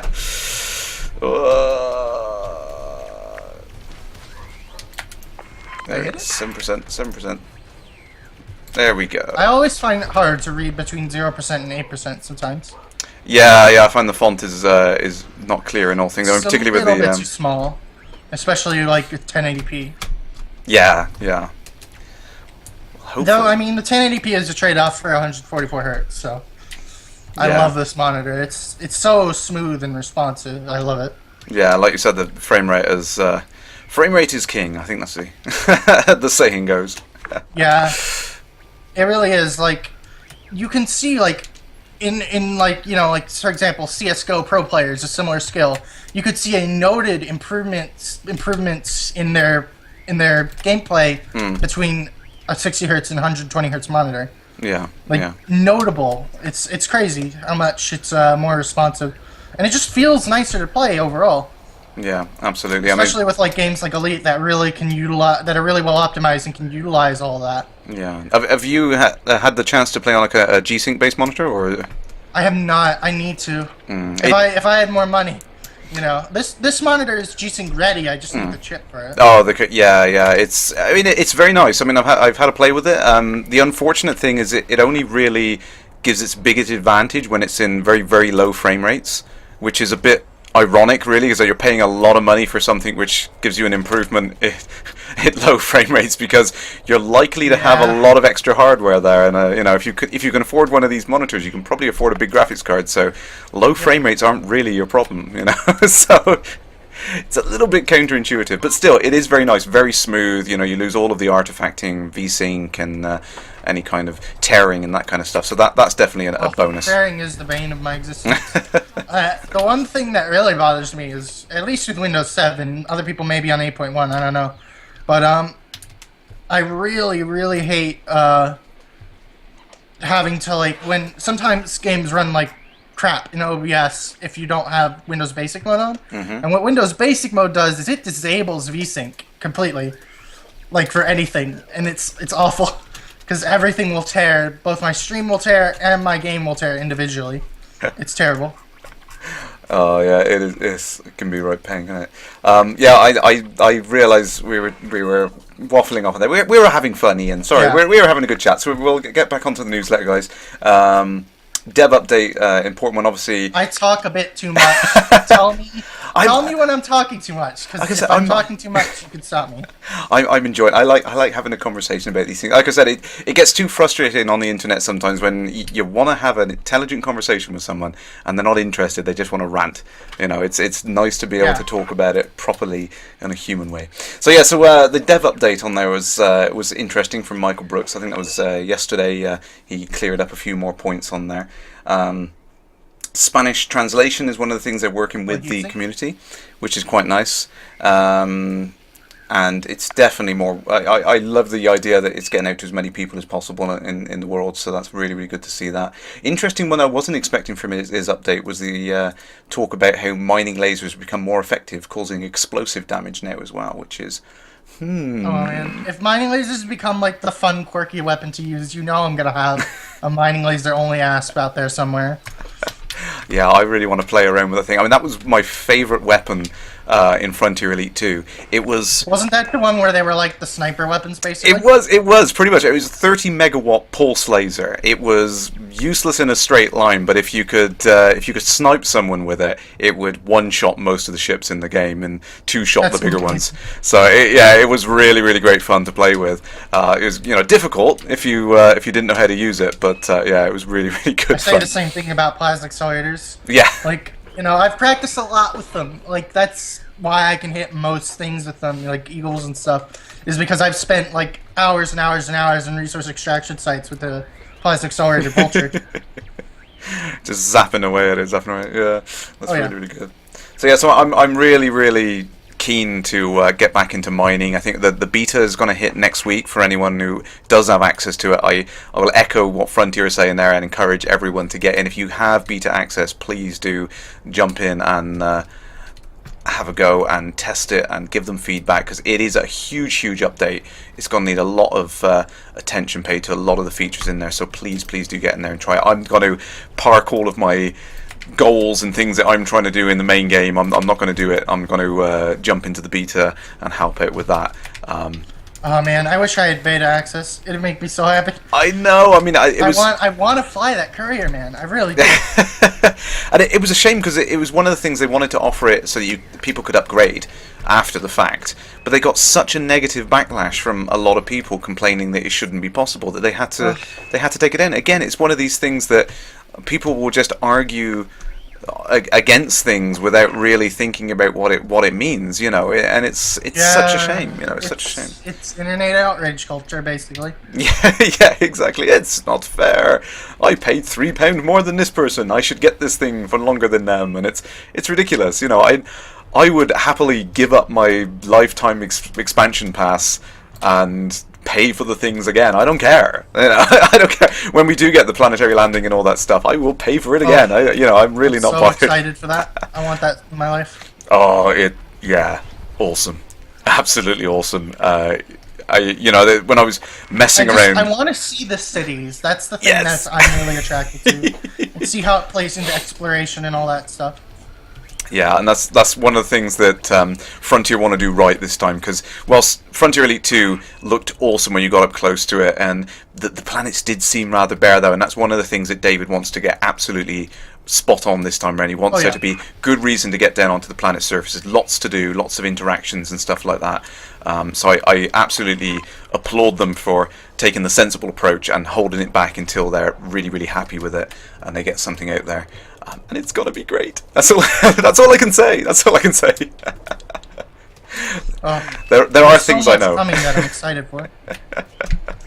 Yeah, it's really cool. Hey, speaking of the news, I don't know if you've talked about this on previous shows because I think it's not that recent. But did you see the video of the alien artifact that people found? Oh yes, the unknown artifacts. Yeah, that's caused a bit of a stir. That was so spooky. I loved it. I want one of those. See, I haven't really got. I want to put one in my house in Minecraft. They're cool looking. Yeah, I've not really got involved very much with the deciphering and decrypting what it's all about and everything, because I kind of know bits and pieces, so it would be unfair for me to make hints. So I'm not going to say, but I do know bits and pieces. One interesting thing that I want to put up in the chat briefly. Actually, let me just kill this cobra. Drew Wagar put a really interesting blog post out just recently, and he starts talking about what we know about the Thargoids and some nice interesting little tidbits, and he does hint, and in case you don't know, this is exclusive. He does hint that what we've seen in the unknown artifacts, it doesn't mean it's Thargoid. No one said it's Thargoid. Everyone's assuming it's Thargoid. Everybody assumes it's Thargoid. What people forget is if you go through the original Elite manual, there's a lot of races. Yeah, there's many different races. There are a lot of races. Yeah. Just Thargoids are just the only one large enough and spacefaring enough to combat us, basically. Absolutely. There are felines. I think there are frog morphs or something. Yeah. Stuff like that. lots of different variations. So yeah, it's going to be really interesting to see it, and it's one of the things that David's been very, very keen to vocalize is the idea of when you get down onto planets, having all these different types of creatures that you can I'm hunt, hoping to see like the different that. architectures and stuff in their cities and everything is going to be the coolest part. Yeah, because like if there's any Thargoid planet you can eventually land on, I've read about their architecture. It is fascinating. Yeah, and that's one of the. I mean, even just various human civilizations. I mean, you've got the 3 different factions that have been spoke about. So the idea of having the city lights arranged in different ways based on the factions, and if they've changed over time. So the city lights give you a hint of what you might see, like the Federation systems being more structured and straight and organized, the Imperial being more curves and elegant shapes and styles. That gives you kind of a hint of what the cities might look like when you get down onto the surface. And the really interesting subtle little thing that was mentioned was the idea that if a system changed factions at one point in its history, you would get a mixture of the architecture and various things in it. That's going to be really fascinating to see, because it's going to be interesting just from like a technical standpoint how they procedurally generate all that stuff.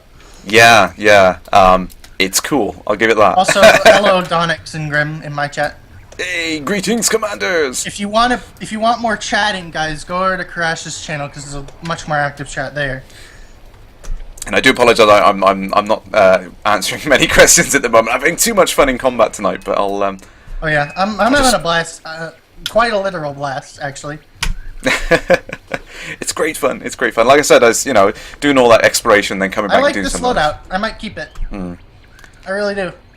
And I've said it before, and I do love the way that the game caters to so many different play styles. You can play the game anywhere you want to play, and that's what I love about it. Because I very much combat alone has so many play styles you can go for. Oh yeah, tell me about it. It's just so much variation in the game, and that's what I love. And I think that's why I'm such a big fan of the series. That's why I played it 2,000 hours, because there is enough to do. Yeah, absolutely. I'm gonna ram this Cobra. Absolutely. Yes, if you run out of ammo, you've still got velocity on your side. I'm going to quick catch up with the chat, guys. Insignificant Cat is picked up on the, or I should say, Insignificant Cat's ears perked up at the idea of feline morphs. Yep.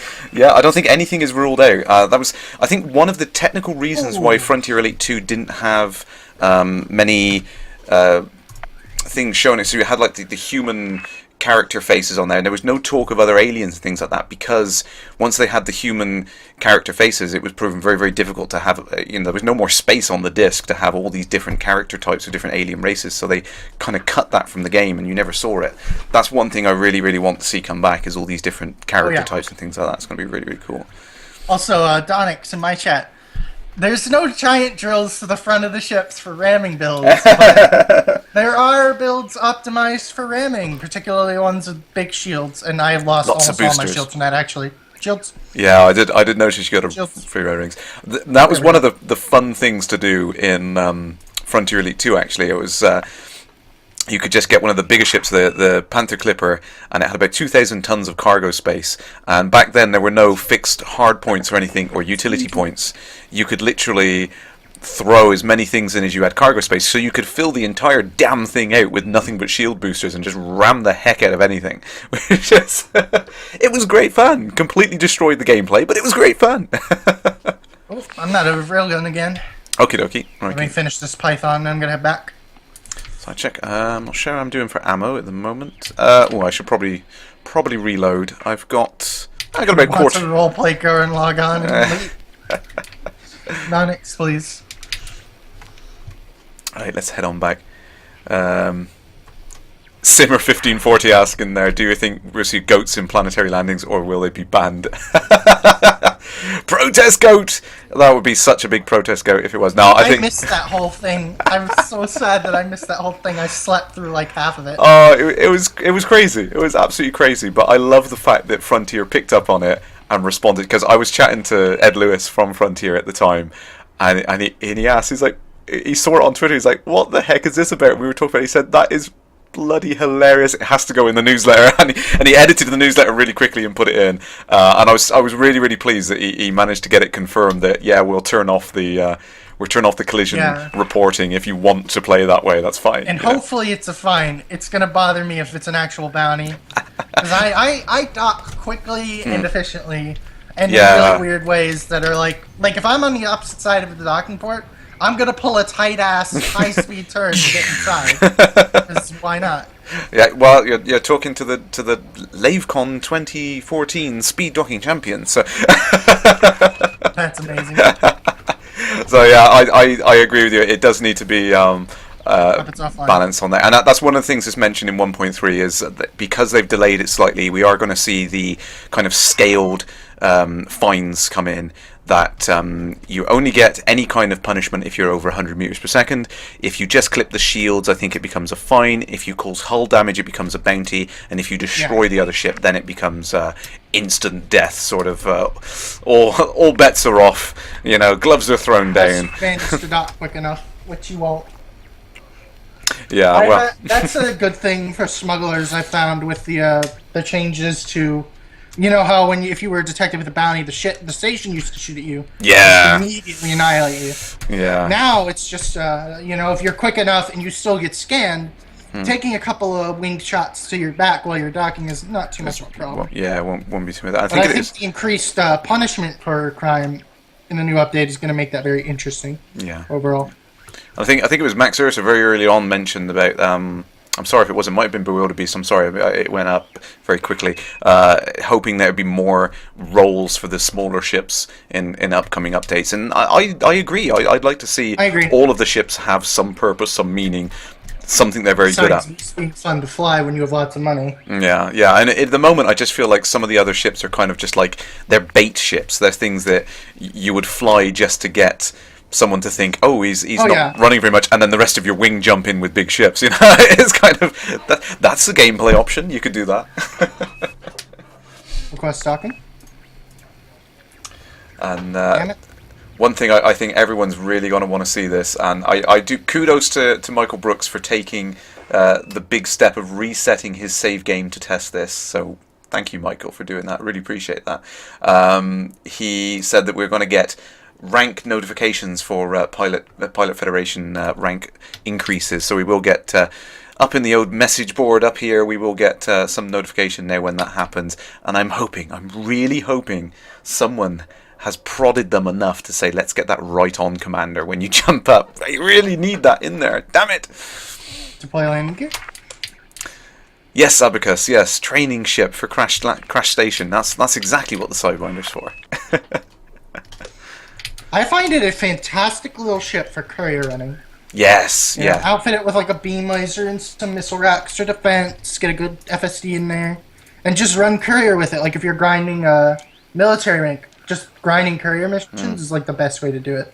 Well, that's the interesting thing about the Imperial Courier is it only got 12 tons of capacity by default, but it's got a lot of other capabilities like very very modest distance, 7.8 light years, but then 4 utility points and the 3 medium hard points. So it's going to be pretty good in combat.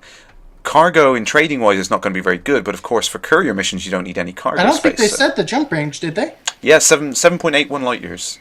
Is that it's the base jump range, right? Yeah, the I'm base hoping range. it at least hits like Cobra levels of I think you probably could. high-end Yeah, jump range. yeah, Because I want to explore in that thing, yeah. that cockpit. I need to explore that. It looks so nice. I need a cheap exploration toy to compare to the Asp.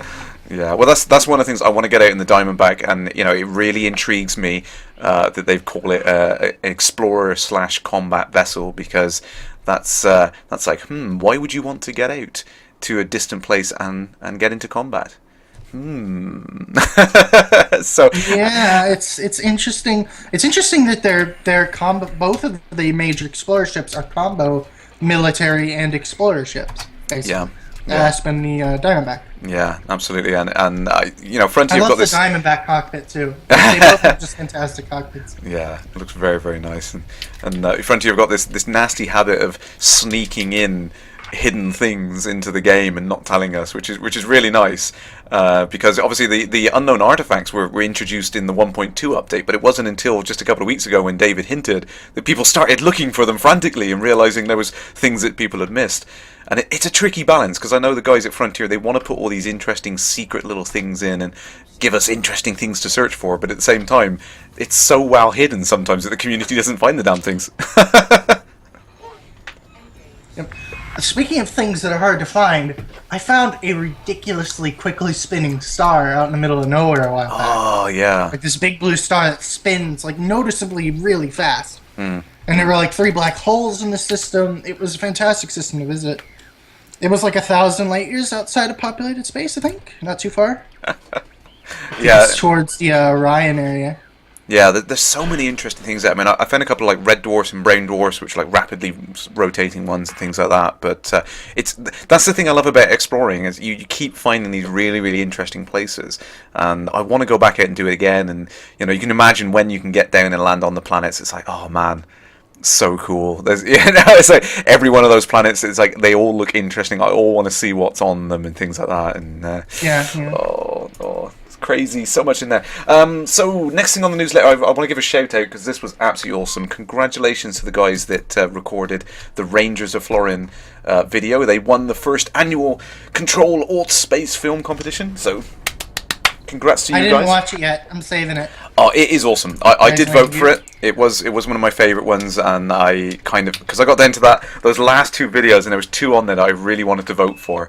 So I kind of cheated, and I thought, well, I'm going to vote for one, and I'm going to get my son to vote for the other. Directly. The only one I've seen directly so far is the Isonona's one, which I thought was great. Yeah. It's like some action, a little bit of story mixed in with some classical music. It just all went so well together. It was very noir style. Yeah. It felt really nice. And have you seen that noir comic that Elite Dangerous has been retweeting? Oh, yeah. Fangs, I think it's called. It's Fangs, yeah, and there's another one which is commanderlog.com, I think. I can't remember the name of the webcomic.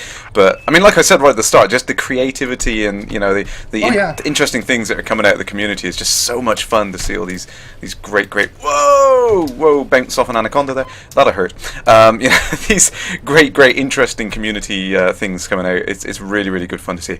So, yeah, if you guys haven't seen the Rangers of Florin video, definitely put 3 or 4 minutes aside just to go watch that. It is really, really awesome. Nice take on the game. Nice bit of role playing going on in the game, and it really just makes me want to get out and be a vigilante and help people out again. It's nice, very nice. Go check it out. Also, Milsomar, I'm pretty sure you can get the Voyager craft to appear with a Discovery scanner, if I remember right.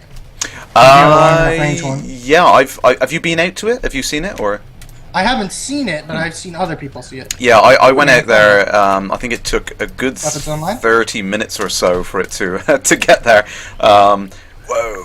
But once I got there, yeah, I think it just shows up as a blank thing that you can select. There's no name on it. There's nothing like that. It's just a blank item, just kind of further out than Pluto. Yeah, it's like an unexplored spot. Yeah, it kind of is. So, but once you select it, you get close enough to it, you can drop out to it. But there we go. I got the anaconda. Sorry, I was concentrating there. Yeah, he was doing some damage. Oh. He was trying to give me hugs. Oh, poor anaconda. He's gone now. Oh. You're so mean, Kerrash. No, I know. I feel really awful. I just want to be everyone's friends. I want to give them hugs. But they're just exploding before I can get closer to them. So, got another python. Let's get on this python on there. I hit its power plant with my railgun. Yeah, dynamic spoon. Yeah, I love hitting modules with the railguns. You feel really accurate. Like, boom! Yeah, it's awesome. There's another one. Yeah, Dynamic Spoons, I put a good point on that. I wish I could have voted for all of them. I agree. They were all great videos. There was such great stuff coming out of the community. I wish I could have voted for more. Like I said, I kind of took the liberty of picking 2, and then my son liked that one, so, Where are you, buddy? Mr. Junks is asking there if I haven't already read out everything in the newsletter. Can I do it again? Because I can't be asked to read it. So we will quickly recap again, because there is one really important thing at the top that I must mention. There's a certain there's this game show thing coming about. I don't know, Otto, have you heard about this game show in LA? It's quite a big one, I think. Have you heard about it? Do you know what it's called? Is it a new game show? Oh, what's it? Something entertainment expo thing. I don't know if anyone in the chat knows what it's called. It's really, really important. It's a big show, big annual show. E3, that's it. Yeah, that's the one. That's I was the one. like, oh, you must mean some new show. 'Cause everybody knows what E3 is. Everybody drink. So E3. Yes, I'm going. I myself, Anderson Degreer, Resri, and Milzar. Oh, sorry, I pronounced your name wrong again. Or Sorry. someone with all expense paid trip to E3. Squee is all I'm going to say. But yeah, no, it's really, really cool. I mean, the guys at Frontier, Malakir, sorry, Malakir. Yeah, I love hanging out with the guys at Frontier. They're so friendly, so welcoming. They can't do enough to kind of support us when we're out there and stuff like that. And I think that, last year when I was out there, it was like, oh, if you want to take 10 minutes, go down and see the other things at the show and stuff like that. And I was like, no, I want to stay with you guys. And that was pretty much how the week went.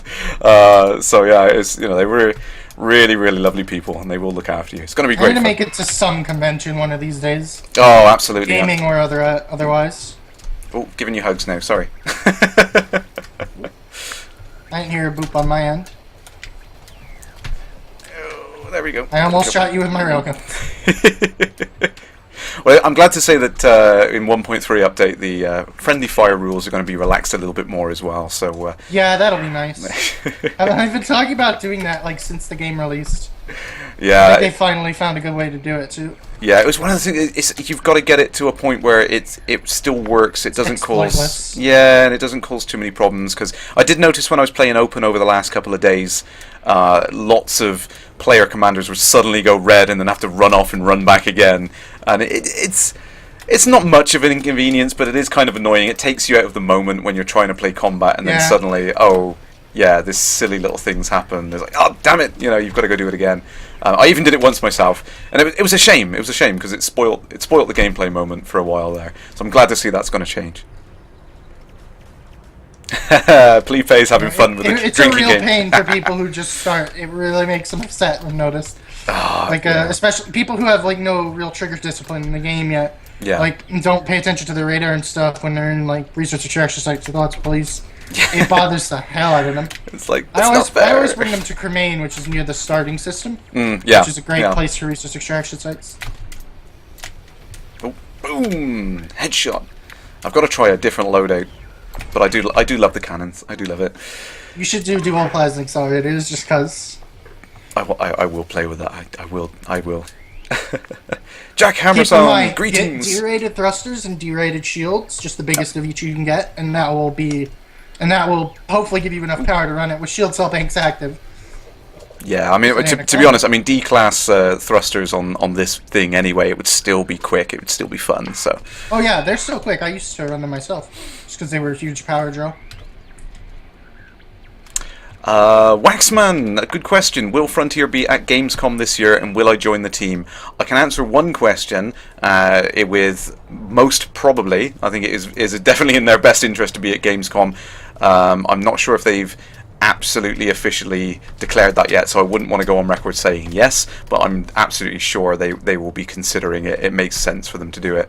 If anyone does know and they can correct me, then please do, but I struggle with knowing what things I can say and what things I can't. There are so many things which are still under NDA I can't say. So it's best for me not to say. But probability is high, let's just put it that way. Statistically, very likely they will be at Gamescom. And as for me going, I would very much love to. But I don't have a confirmed date on it at all yet, so I can't say. There are so many anacondas all of a sudden. Yeah, I just noticed that. I thought I'd go for this one here, so I'm giving it a go. Whoa. I'm after it as well. I already killed my other one with a really nice shot to the power plant. He's got a turreted frag cannon on the top there. It's causing me some shield grief. Those things actually do really good shield damage, more than they do hull damage, honestly. Yeah, I found that interesting. Yeah, I didn't think they would be. They're good close-range shield screwing weapons. Yeah, absolutely. I thought I saw another Conda, but I've lost it on the scanner. There's a friendly one, but no other one. Ooh. The other one I killed another one a minute ago. Got a Viper with 6%. That's an easy shot. Wow. I'm on Cobra right now. There we go. Right, that's got your target. I love the target option. That was something I was screaming for before the Wings update. I'm so glad they put that in. It just made the whole kind of co-op play so much easier. Max Ursus has corrected me there. They've already announced games contents. Yes, thank you. Okay, right. I had one of those heart palpitation moments then, and I was like, can I say? I'm like, oh, yes. Okay, they did. Whew. Okay, I can breathe. There we go. Yes, they're going to Gamescom, and I would love to go. Can't confirm that yet, though. Right, who have you got? Cobra. There. Right. He's gone. Target down. This is like the best burst damage loadout I've ever played with. It's really good. Love it. It's a good mix of range and close-up sort of weapons. Dynamics Boone asking a very leading question there. Good one. What feature will I be most looking forward to demoing at E3? See, it's a tricky one. I can't talk about the things I can't talk about, but I suppose it's just...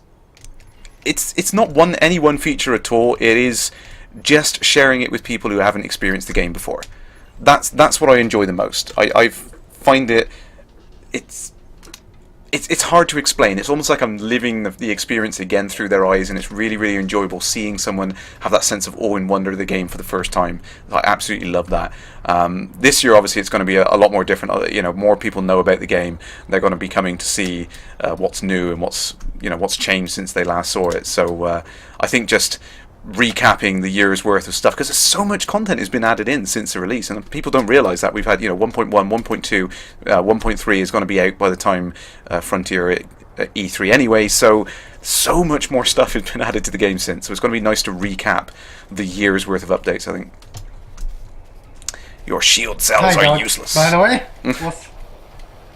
Oh, Dog's here. In my case, squeak. Yay, Mad Dog's here. I'm sorry, I was bad-mouthing NPCs earlier on, Dog. I take it back, I'm sorry. I defended you, Dog. It's okay. NPCs have feelings too. No, it's... there we go. I love the stuff they've done with the AI, and I've spoken many times to SJ. She does a lot of the AI programming, and they've got some really, really interesting things up the sleeve. And what I think is... excuse me, the most interesting thing about the AI that I've learned is they don't currently use all of the features that are available to human players, which is quite interesting. They don't really use a lot of thruster control and things like that, so they have been somewhat nerfed. I'd be really interested to see how much more powerful they can make NPCs if they really, really wanted to. I think they could make It'd be interesting to see some that really give me a run for my money.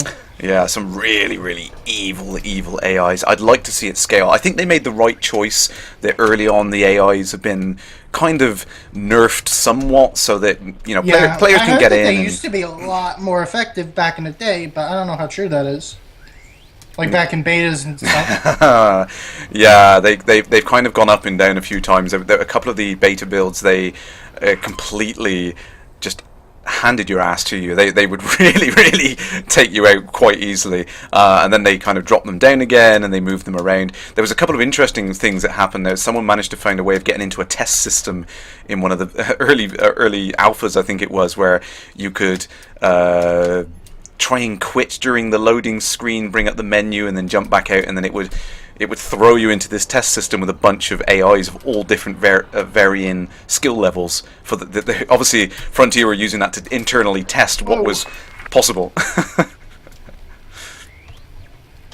And it was fun to go in there, I must admit, but there was some really, really difficult AIs when you got down to the nitty-gritty. Yep. I'm excited to see them potentially get a little better. What I think they should do is keep most of them fairly average, or basically, like my little idea that I had was base the amount of stuff they use and how, instead of just basing their gear off of their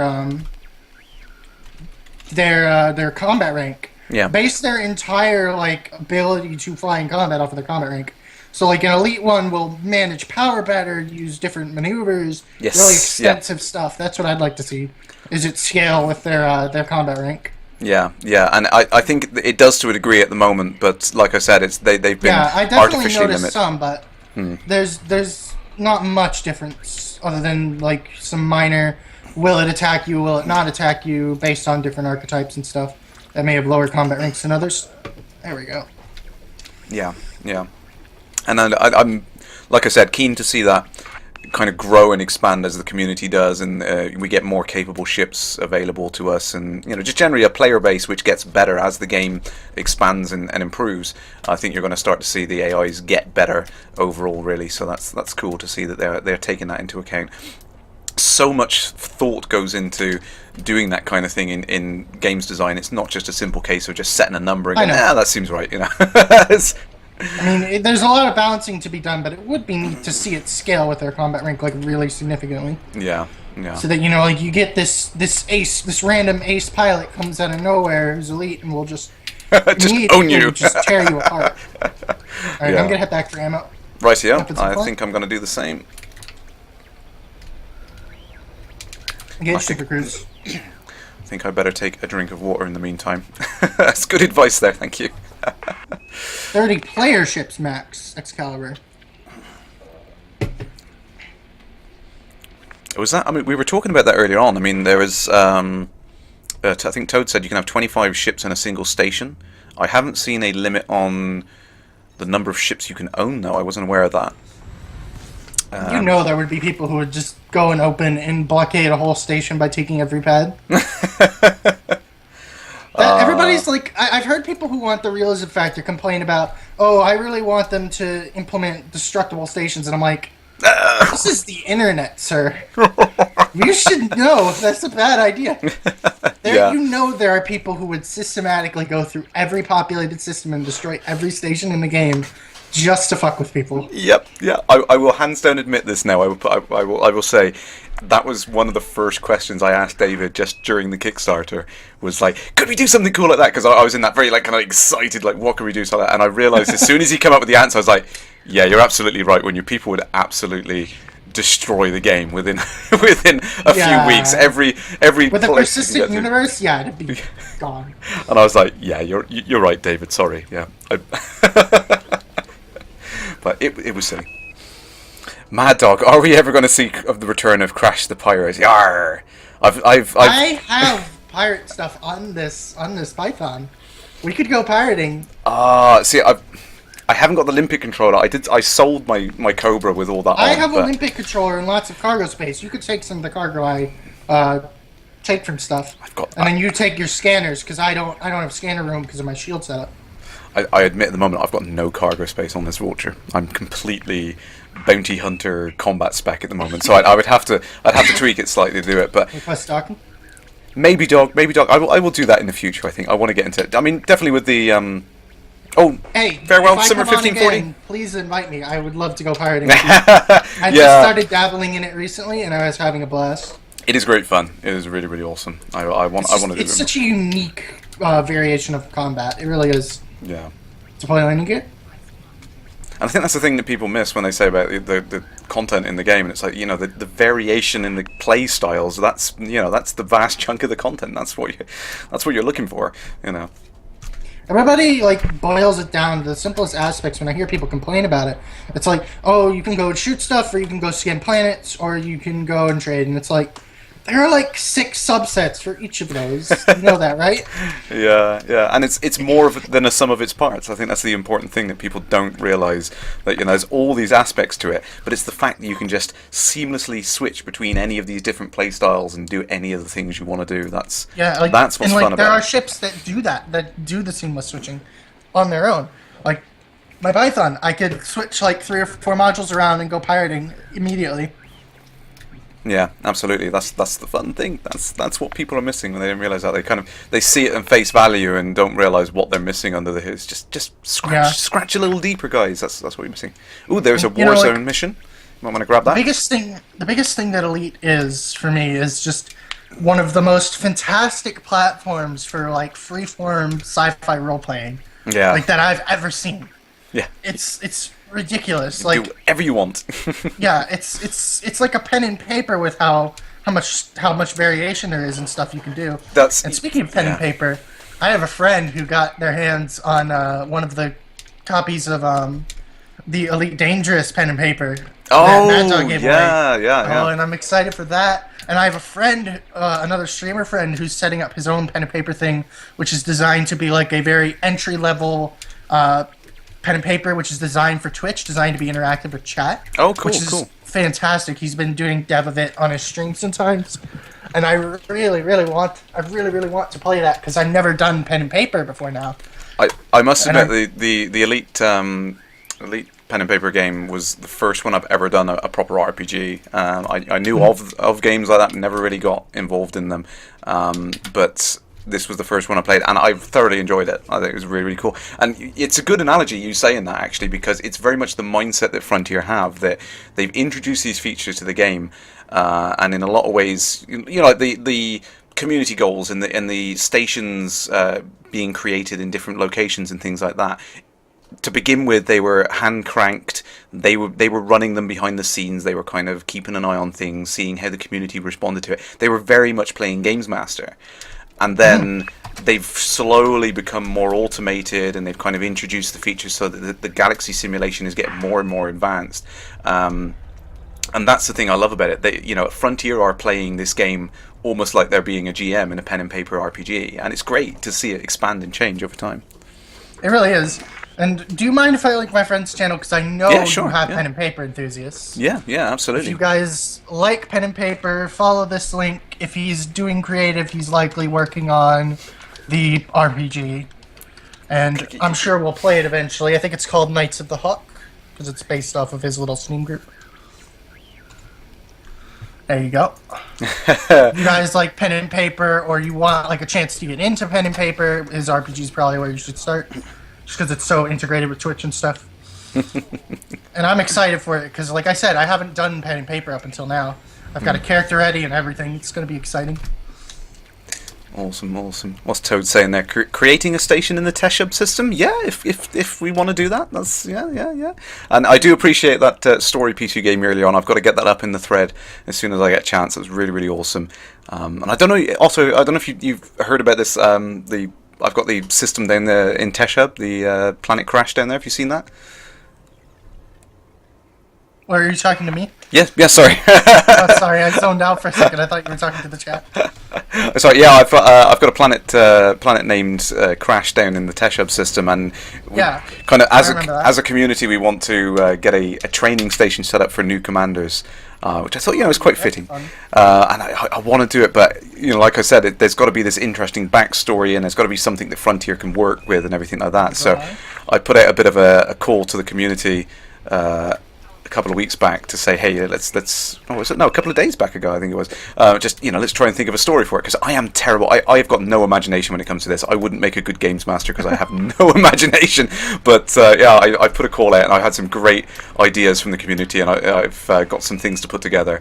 And it's brilliant that Frontier listened to it. I mean, they're taking community written events and putting them into the game, into Galnet and everything. I don't know if you've seen that. Were you aware that was happening? Yeah. I've seen so many of those things happening. I've seen Federation Allied people, getting their name out there, and it's so interesting. Frontier didn't put any major faction things in the game. Yeah. As mechanics, but factions have grown anyway. Player factions have grown anyway because of the advent of the internet, and I almost half feel like that was intentional. Yeah, that was meant to be managed through the internet itself rather than being restricted by the game. Yeah, that's one of the things that bugged me. It's like they kind of expected that to happen, but they didn't want to be too hand-holdy with it and kind of tell people this is how you should do it.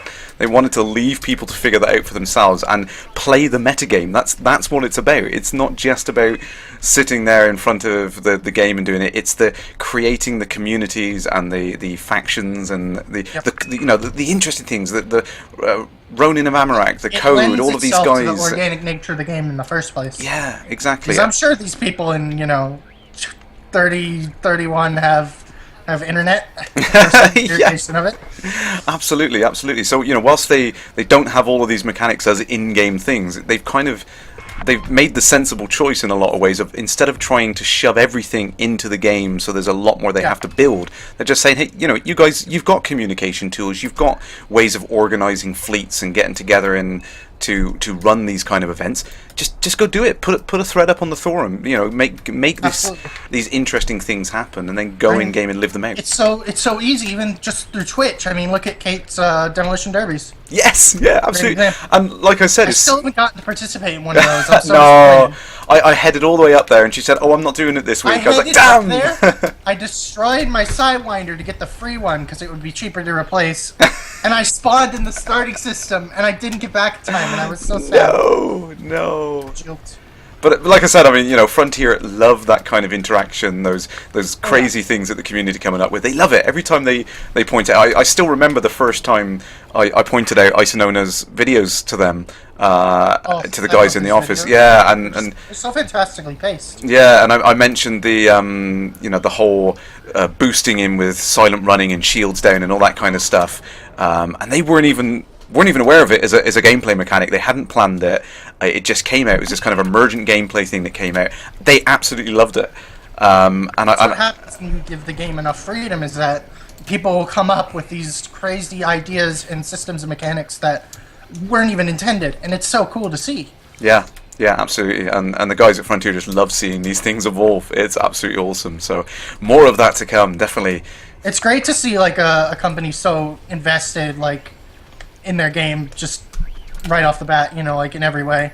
Yeah. And it doesn't just seem to be like a few of them that are really invested. It seems to be most of them, which is really fantastic to watch. And it's like, I feel the game feels like it was crafted by people who knew what they were doing and what they wanted, and I really appreciate that, because a lot of games these days just feel so like thrown together from a bunch of people who just had to work on it. Yeah. And this one feels like, you know, feels like a labor of love. It's so did. fantastic. It absolutely is, and I can go and I mean I can quote someone from Frontier saying that of most of the projects they work on, you tend to get to a point towards the end where you just want it done, you want it out the door, you want it shipped. But for the guys working in Frontier at the moment, the guys and gals I should say, sorry, they kind of unanimously agree that they all want to continue working on Elite, and the rest of the team, which are currently working on other projects, they all want to switch and move over to working on Elite. So I think that goes somewhat to say as like how passionate they are about the game, and you know, where they want it to go and what they want to do in the future. So you know, it's in good hands. I think that's the take home. And I think another thing is, like, a lot of these people have loved this genre since, like, originally since the 80s, and like, it's so crazy to see the influence of like 80s on gaming in general. I saw a fantastic video recently that like showed the influence of the movie Aliens on modern gaming. Oh yeah, and it's ridiculous. It's ridiculous how influential it was. Yeah. Shields. It is mad. It's nice to see. I mean, interesting actually. Talking of 80s games, I believe Pac-Man is like 35 today. I believe it is. Was it 35 today? It's so crazy how old this stuff is. I know. It's like people tell me that, and it's like I feel so old. Yeah. But yeah, and also speaking of birthdays, I don't believe she's in the chat because she is busy traveling today. But must wish a happy birthday to Kate Russell because it is her birthday today. So happy birthday, Commander, wherever you are out there in the void. And also, it was Commander Psycho Cow's birthday just recently in the week, so happy birthday again, belated happy birthday to Psycho Cow there. If I wasn't so like frantically setting up after waking up, I would have stopped by and said hello. Man. No, I was tuned into the first 10-15 minutes of his Drabble show tonight, and I was nearly wetting myself with laughter. It was like 2 minutes into the show, and they were already talking about him getting semen stains on his jacket. That kind of sets an air of the show. It's like, yeah, that's a Drabble show. You know, it's a good one when it starts off like that 2 minutes in. But, yep. Yes, Plipe, happy Kate Click Day. It is. Oh, Anaconda, juicy Anaconda. Happy birthday to you. I better not sing that. I've already got into trouble with Cobra with all three plastic cylinders. Oh, is that what that bang was? It's like boom. That's what we need. We need a mod now. Someone in the community to make a Unreal Tournament narrator kind of commentator sort of guy on there, like boom, headshot. Yep. I'm sure that there will be some kind of voice pack that comes out like that eventually. Oh, it's great. I mean, like I said, as much as it was kind of naughty that someone did it, it was nice to see that the community have been creative enough to start to extract the ship meshes so that we can have the 3D models and things like that. And yeah, it'll be nice for like people working on videos and stuff who want to potentially put it in a background that's not available. Absolutely, in the game, yeah, or absolutely. certain rendering effects, that sort of thing. Yeah, and it's something. I mean, I've been talking to the guys at Frontier about it because I've said a couple of times before. I really want to try and recreate the Frontier Elite 2 introduction sequence completely in engine. I'd love to do it, but there's so many challenges to that, and I want to try and get it. I mean, not noticeably the fact that we can't land on planets just yet. Yeah. That's going to be a big tricky one to get round. But yeah, there's a couple of things I was thinking of doing, rotoscoping and green screening, things like that, to try and get the effect in I want to do. Yeah, and now that we have the models available, that will probably hurdle a few of those challenges at least. Because you can use them in like 3D animation programs and stuff like that to create the correct scenes without necessarily being in the game. Yeah. Which I think is the good thing that comes out of the models being released. Yeah, absolutely. Oh, quick question there from Silo. Sorry. So I think people were asking about my loadout. Currently, I got the D2 beam laser and the C3 gimbaled, both gimbaled, C3 gimbaled cannon on there. Just because I was playing around with different loadouts, I had completely fixed. It was really, really great fun. But the gimbaled, I'm just lazy. I'm just chilling out. I'm not really. Gimbaled is a little better for streaming. Absolutely, it makes it so much easier. Cobra. Oh, you got a Cobra? I bumped into a Cobra. Just goes pop. People are wondering about my loadout. I've got a fantastic little Python loadout that's expensive and really powerful. I've got 2 medium railguns and the medium hardpoints, and the rest are all large plasma accelerators, which is hilariously powerful. It's hilariously powerful, and I'm probably going to keep it. It's great that you can do that. Needing a 50 million credit power play to make it, I'm probably going to keep it because it's that fun. I could probably get away with the B7 or instead of the A7 or whatever it was, or the B6 or whatever. Yeah, I could probably get away with that instead. Speaking of loadouts, though, there is a certain commander in the chat, and I don't know if he wants to announce this yet because I know he's working on something really cool. But he's working on a website to allow you to play around with the ship loadouts, and you can vote them up and down. And the thing I like about it the most is the kind of like the Elite Shipyard, except with like a community thing. Yeah, because I think that's going to be interesting. Because as much as I love the Elite Shipyard thing, it's edshipyard.org, I believe it is. It's really, really great to allow you to kind of play around, but at the same time, you kind of lack that community interaction to be able to say. I usually recommended just post my loadouts to Twitter. Yeah, exactly. It's like you almost want those kind of community recommended loadouts for different kind of gameplay styles and things like that. So it's going to be really, really interesting. Is he in the chat? I don't know whether he's still around in the chat, but I believe he's still working on it. I'm gonna build it again, Mad Dog. Once I have Elite in trading, I'm gonna build the plastic accelerator vulture again. Yeah, you'll have to share that link with me once we get off the stream because I really. I mean, it's an expensive ship. The weapons cost more than the base vulture, but it's so fun, and it's a really good extraction site farming ship. Just because it will chew right through the power plant in one hit in most cases. Like if I hit with both of the plastic accelerators on an Anaconda, I think it does like 98% damage to a power plant of an Anaconda. Oh wow! Yeah, if I hit with both. It's crazy. It's such a good little loadout for that. Just because it will so efficiently tear through anything that you can put in front of it. If it's NPC. Mad. I don't know how it'd be in PvP though. Like I said, I'm not much of a PvP person. Yeah, I mean this is the trick. I mean, I was chatting to some of the guys in the UGC, and they do a lot of training in PvP, and it's a completely different ball game. It's so different. Oh yeah. You'll be loading out with the shield cells and the chaff and the things like that to get away from the player gimbaled weapons and things like that. So it is a completely different way of working. And the AIs are pretty simple in the way that they attempt to attack you. They've got certain things where they boost away, come back for an attack run, or they try and cycle around you and stay out of your cone of vision, that kind of thing. So they've got some fairly predictable patterns. The problem with PvP is it's very unpredictable. You have no idea what a player is going to do, and that's what you can. It's disadvantage when you're on the receiving end, but it's an advantage when you're giving out as well, because you can be unpredictable as well. So Yeah, completely different way of playing the game. You can be unpredictable, like hitting somebody with 3 plastic swords before they know what happened. Didn't see that coming! Oops. Oops, excuse me. Oop. Sorry. I saw Fanatics playing with this loadout, which is what made me want to try it. It's good fun. Oh man, it's glorious. It's trying to It's a charge. glorious loadout. No, you're dead. You're not going to charge. Boom! Off he goes. Yeah, and I've been having great fun with the frame shift wake scanner as well, which is chasing the NPCs around across Such an systems. exciting little thing to chase somebody. It really is. I mean, for a long time I didn't have it. I didn't have it on there, and it was just that frustrating when someone manages to charge their frame shift drive and get away from you. It was really, really irritating. When you get that, when you've got the option there, you just can't help but turn around and say, right, no, you are not getting away with that 20% hull. I'm going to chase you down. I'm going to finish you off, sort of thing. Yeah. It's really, really nice gameplay. I love it. When I do big combat chips, I've been playing around with strong signal sources mostly. And those, let me tell you, those are hell. Those are absolute hell. Yeah, I must admit, you drop into one of those, and I actually saw a really rare artifact or something in one of them.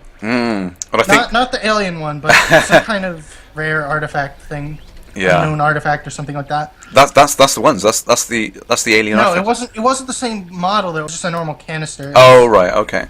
It was something you can't buy to trade with, basically. Oh okay, okay. And I didn't get it because I was focused on the combat thing, and I didn't really realize until it was too late for me to scoop it. Oh. And I was in the pirate loadout with the Python, so I could have. So you could have gone. Oh. Yeah, missed opportunity.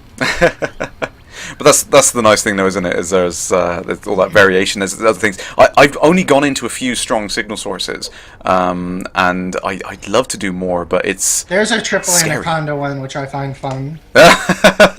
Unfortunately, I've not. Now that we're in a wing, you want to go see if we can get like a big triple anaconda back. Do you know what? Yeah, we've got about 5 minutes left for the show, so let's see if we can find that. Okay, let's go back to the station real quick good first plan. Because I need to reload. I'm out of railguns. Alright, how about we end the show after that? Yeah, absolutely. I'll head back, reload, cash these bounties in. One with combat, and then just go. Weapons offline? Nervous, but it's going to be fun. So whilst we're travelling over there, we'll just have a quick recap on the newsletter. Obviously, yes, E3, yes! And I'm going, yes! Can't wait, it's going to be great.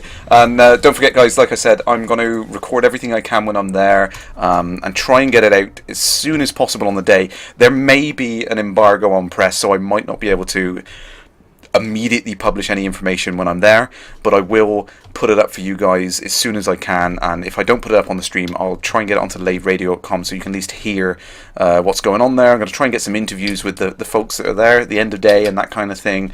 That's going to be really, really fun. Can't wait to do that. Oh, there we go. There is a 60% sale going on at the moment on the Elite Dangerous store. If you go and check that out, there's some awesome merchandise. There's so many things I want. I'm going to put that up in the chat. I want to get a loading new commander for Commander Shorty, so I think she'd love that. It's great stuff in there, definitely. And just remember, you're supporting the guys when you buy merch, so that's the important thing. I'm too far away. Yeah, too far away. We're stocking? Get on the secret tweets there from Omniferous. I want to put more secret tweets out. I know I've been really evil in tweeting teasy things all week. I know, but it's so cool. There is some great stuff coming. I wish I could talk about it. All will be revealed in a couple of weeks, and then I can talk about that. Everything that's coming up in E3. You should all be drinking by now. You should all be absolutely drunk. Moose 666, aren't they boosting the passive recovery rate in 1.3 as well? Not sure about that, but I know there have been a lot of tweaks to the base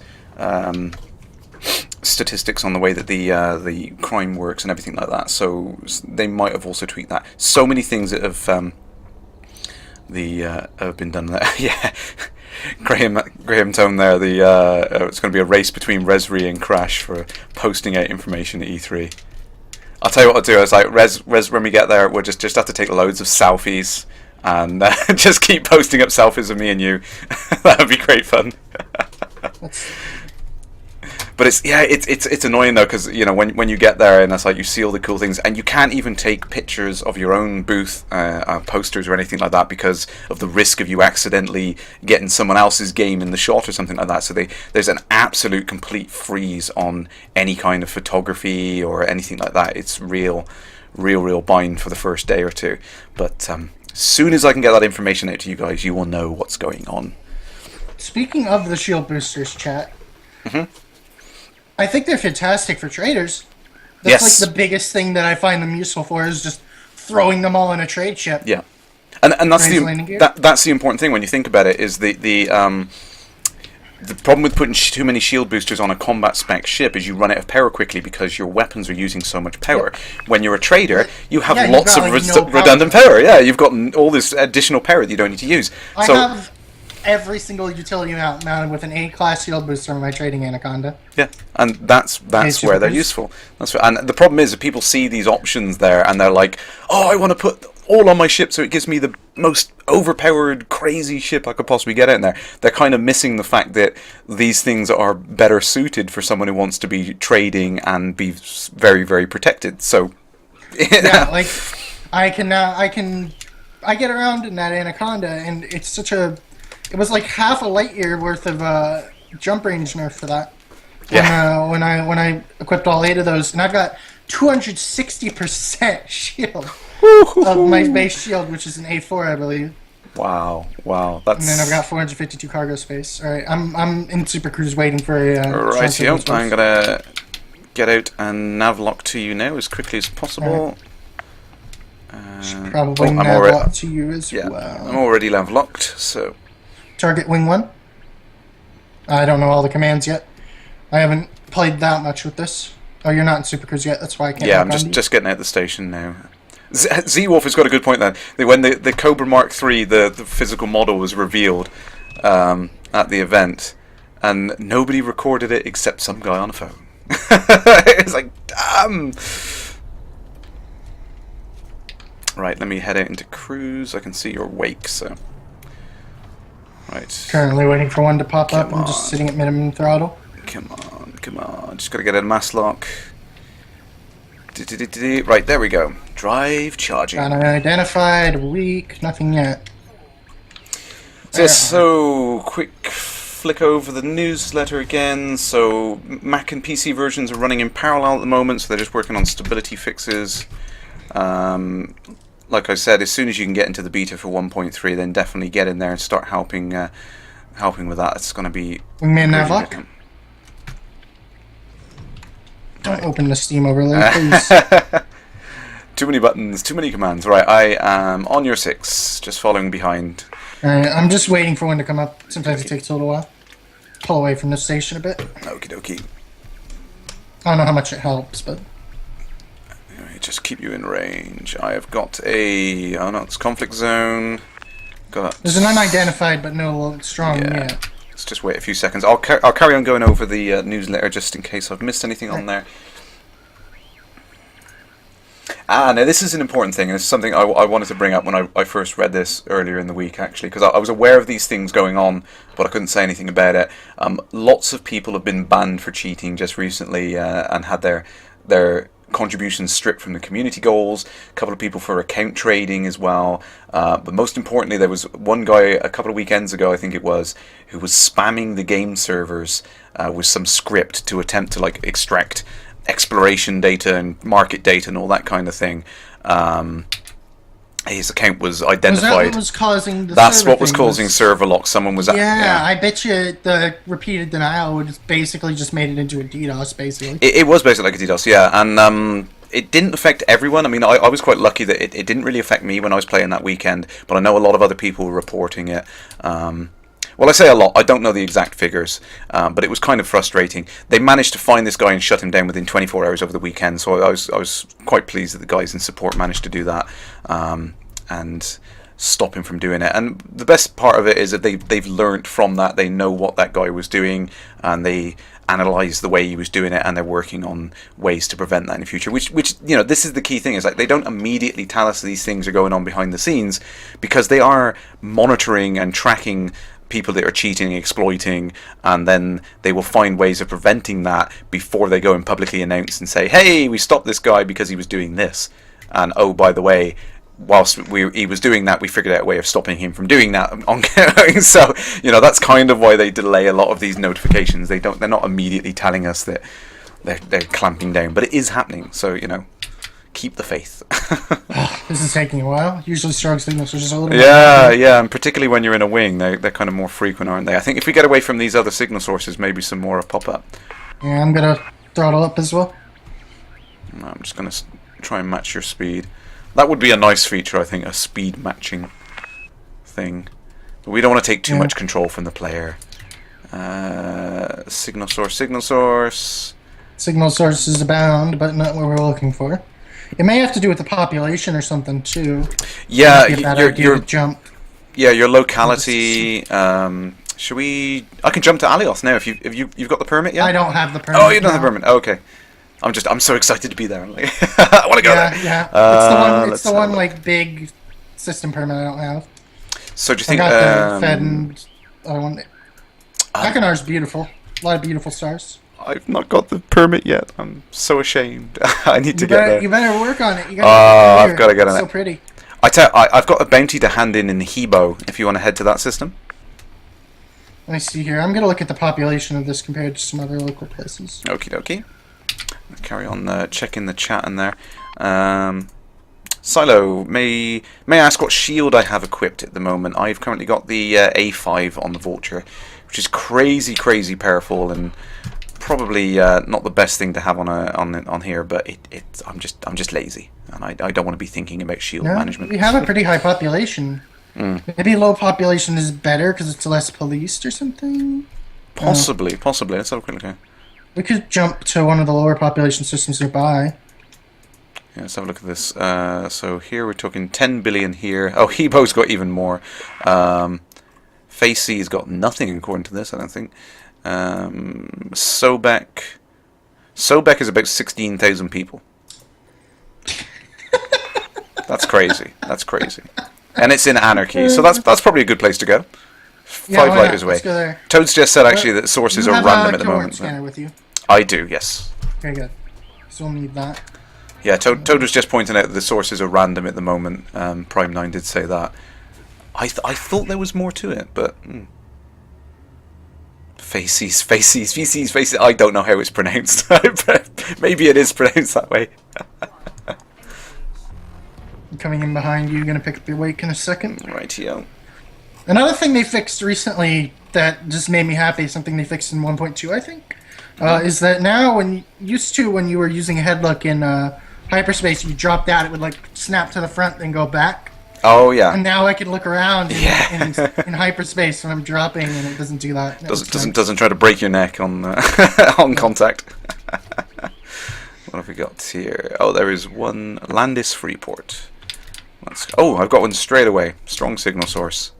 All right, wait for me. I forgot to still jump. I haven't scanned your wake yet. I'm just going to orbit around it. There it goes. Fiery Toad says, direct from Prime 9, they are discussing changes to it. I mean, I think that was one of the things that was mentioned because of the 1.3 update. Some of the important things that are going to change in it are the fact that you can... The assassination missions are going to become more interesting because you're not going to have just these straight up drop into sources all the time to find your assassination target. You're going to see them physically moving around in supercruise in the target system. So that's something I'm really keen to see that to see that change on there. I'm still navlock to you. Drop in. Okie dokie. Should be there. Where is it? I'm very close to it. Dropping now. See what we've got. It's probably just it's close to the star. I'm gonna have to be careful with heat. Yeah. Heat sinks. Yeah. Weapons online. What have we got here? Oh wow. Something's going on. Ooh, a dropship. That's an easy kill. Mad Dog O'Connell. He's gonna die before I get a chance to scan him. See if this dropship is wanted. Okay, I'm just quickly trying to scan this eagle before he goes pop. He's wanted. It's gonna be an easy kill, but I want to get the extra. He's down. He's down. Alright, Right. scan the dropship. I'll deal with him, you deal with the riffraff. You've got the gimbals. Okie dokie. Let's... Where is he? Come back, come back. There he is. Alright, scanning. This one isn't so bad. I've seen far worse than this. Yeah, I was going to say, I've seen some really, really difficult ones. I dropped in and there's like a few The Type ambush one 9s is and... particularly weird yeah. because the ship variation can change a lot. Right, he's scanned. Switching to the Eagle. Alright, I'm gonna deal with him. Hey, buddy. You like railguns? I think they're done. Oh, I didn't tag him first. I'm not going to get any... I'm not going to get any bounty for him. Right. Let's see if I can take out this Eagle really quickly. And then I'll turn back around. Oh, 1%, and he got out of my line of sight. How mean is that? Hey, when that happens. It's just right on there. Oh, his power plant's going down. One more shot. Right, Did you tag him? I've got him tagged. Got him tagged on the little Got him. sidewinder. Deploy heat sink. Boom! Nice one. Yep. I love these for bounty hunting. Oh, he's trying to charge. He's got 16% health. He's not going to get away. Where is he? You will not get away.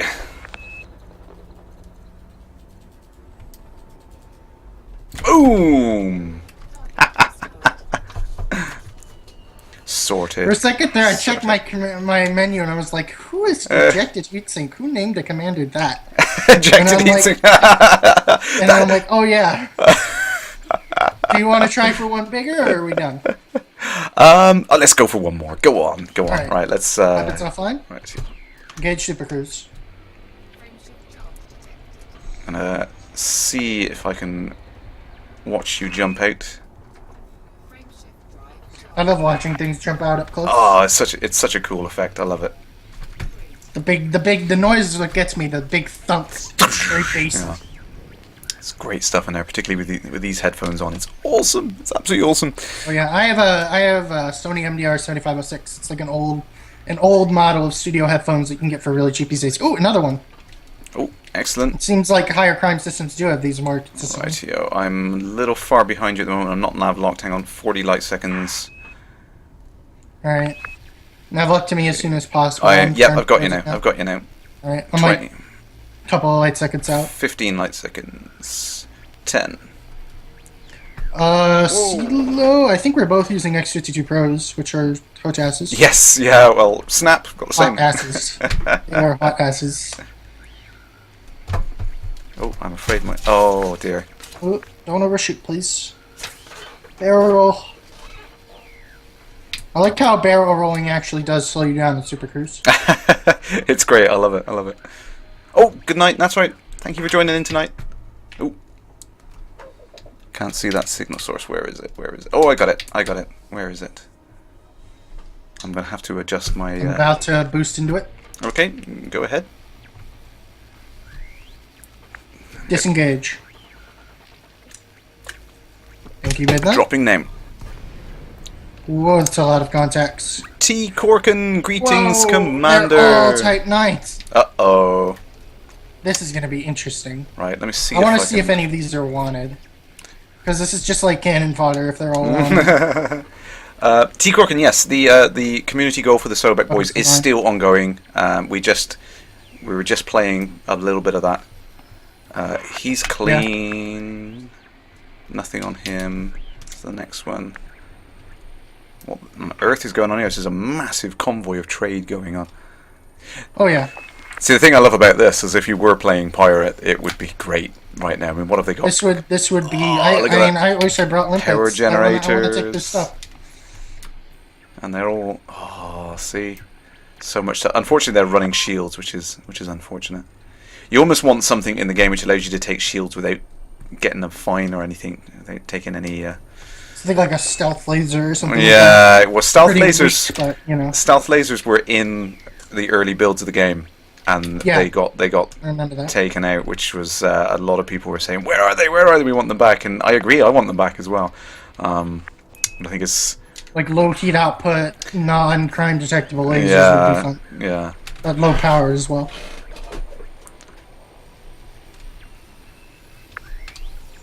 Hey, Toxic.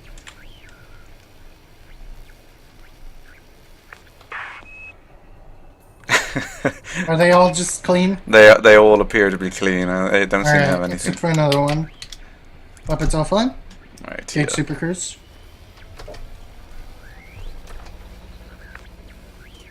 Frame shift drive. In 3, 2, 1. How that stream thing go? It's still going, Toxic. The other guy in the call is the guy I'm streaming with.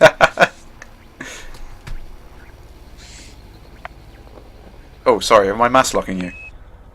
Are you? I don't know. Vulture's pretty small. I love the Vulture. It's one of my favorite ships. Oh, it is. Yeah, it's. I think it's the most popular ship in the game at the moment, anyway. So. Oh yeah, it's just it's the favorite. It's cheap. It's reliable. Very high power for what it is. Silo's got a good point there about the insurance cost in the game. I think it's very simple at the moment. I'd like to see a bit more to it. Someone did make a really good suggestion. I forget who it was from a couple of weeks ago, making that, you know, so, like if someone bangs into you, that the insurance should be entirely on their head.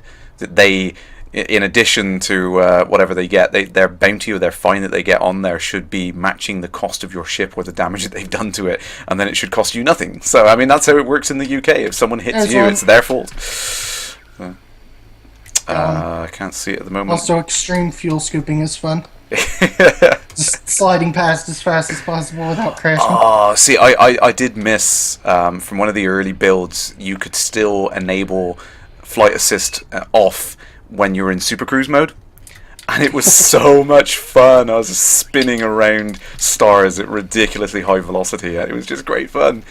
But I could see why they took it out, because it was silly, but it was fun. Yeah. I mean, I don't even think Super Cruise uses normal propulsion, does it? It's just space bending, basically. Yeah. Propulsion. It is, yeah, exactly, and that's one of the reasons why they changed it, because it didn't make sense. They compress space and expand it behind you. Yeah, and yeah. To turn, they shape the funnel that you're going through and stuff like that. It's pretty neat how all that works. I like how it's all based in science. I like how they took the whole Faster Than Light thing and used it to make the game more realistic, even if Faster Than Light itself isn't that realistic. So they could have, realistic proportions and everything. Yeah. For the sizes of the areas. Yeah, it's quite clever. These guys are all friendly to me. Oh, hi military. Oh. Hi 3 anacondas and. I'm a little way behind you, so just bear with me a second. Not getting too many bounty hunting ones right now. Oh, Mad Dog. Hopefully we will though. Mad Dog, no, you can't have the energy bomb from the 1984 elite. Oh, these guys all appear allied to me. Yeah, they do to me too. Probably do the community goal. Yeah. Alright. Engage Super Cruise. Okay. Gamora's got a good point there. You just end up with idiots with no insurance not being able to pay for your damage on your ship. Good point.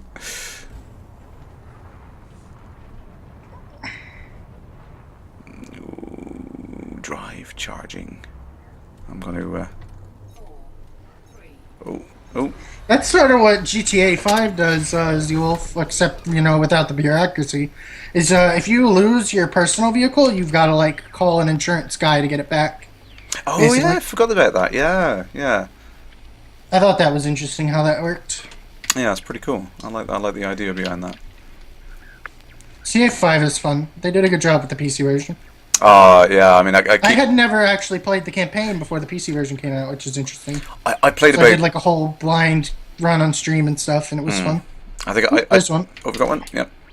I think I did about 40 minutes, about 40% of the campaign on the 360, and then I never really got any further with it, so... I can't... Now's a better time than ever with how good the PC version is. Yeah, I need to get it. So many people I know have got it, and they keep saying, "Oh, let's play multiplayer." You can play with Mad Dog, stuff like that. I know. I need to play with Mad Dog sometime. I'd love to do it. I can't afford to buy it at the moment, but I will get it at some point, I think. Right. I think somebody in your chat would probably buy it for you if you asked. I know, they're crazy. I don't like to ask. I feel awful about it. I never wanted to put any of the.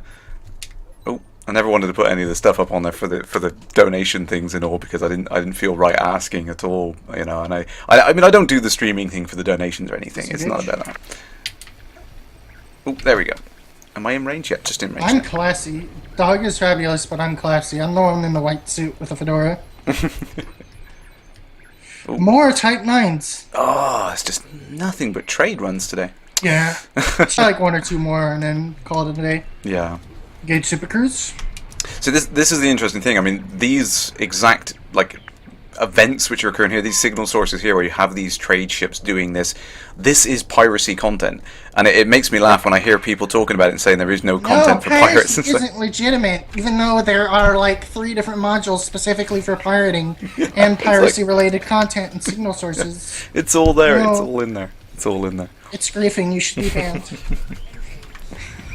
It's crazy. It's crazy, and I think a lot of that is just you just get people which are uninformed, and Yeah. you know, I've been trying to say since day one. I've been trying to inform people, but some people don't want to listen. They want the game to play itself. I mean, there's a sad fact of where we are in today's gaming culture. Is games have got so easy to play in a lot of ways that It's outrage culture, basically. yeah. It's like It's not just gaming; it's all over the internet. I think. Yeah. It's a strange thing, but. Oh, Shall you've I got take one this already? again? Yep. Okay. At least they're coming quickly in here, so Yeah, we will definitely. find one eventually. Anarchy systems for the win. Oh, they're crazy. I love anarchy systems. So much fun for like doing bounty hunt pirating, where you go for bounties and take people's stuff at the same time. Yeah. Oh, And that was light seconds, not light. There we go. That was light seconds, not megameters. My bad. I boosted up. If you get within like 5 megameters, you can just throttle up fully, and you'll be able to disengage fine. Yeah.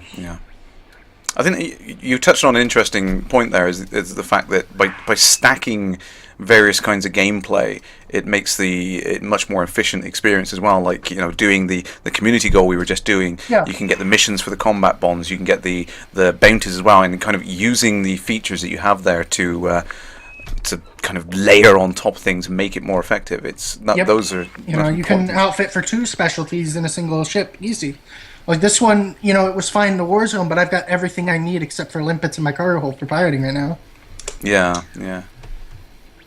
Oh no, dog! No, I feel awful now. You even mention it.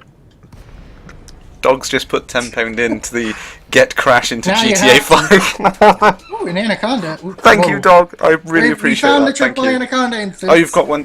I'm sorry. It's online. I was overwhelmed then. Scan the one I'm targeting. Yeah. Okay. Oh, I wish I had chaff. Right. I'm scanning. Shields. Oh my god! So much. Shields. Oh. Come on. They're all coming into me. All right. Full tank. Okay, one scanned. Should we take it one at a time, or shall I scan them all? One at a time, just... Okay. Ah! Right. And they're going down. No, they're not. Shields. Shields. Come on. Right, shields down on the Conda. Going into cannons. I'm just trying not to die. Crikey. Wow. Well, this is probably the first... Okay, good. They're not completely focused on me, though. Okay. Woo. That was... I went right down to the last little bit of my, thing. Right, power plant down. Shields. Right, It's a good next... thing I brought 2 banks. Right, which one you on next? That one. Got him. Right, okay, let me turn around. Oh, this is intense. This is... Whoa. I love strong signal sources. Yeah, I'm absolutely. just trying to boost out of his line of sight Right, now. just... It's Okay, powerful. okay, right, I'm scanning 2/3. Done. Scanned. Go. In for the kill. Sorry if I'm missing the chat right now, guys. I'll try and catch up before we finish up. Yeah, my shields are taking some damage now. I need to keep an eye on that. Yeah, Mad Dog picked a really good time to make me well up.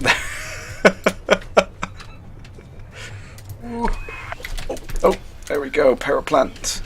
Targeting 97, 94. Right. So that's what I see. It's this great thing about doing in the wings is I can keep an eye on your shield level as well. I can see that how you're doing everything in the top of the HUD there. It's great. Come on. 40%, 20%. Ah, getting close. Come on. 0. Down. Man down, man down. Right, switching to scanners. Shields. Right. 2/3. Scan, switching to weapons. Whoa.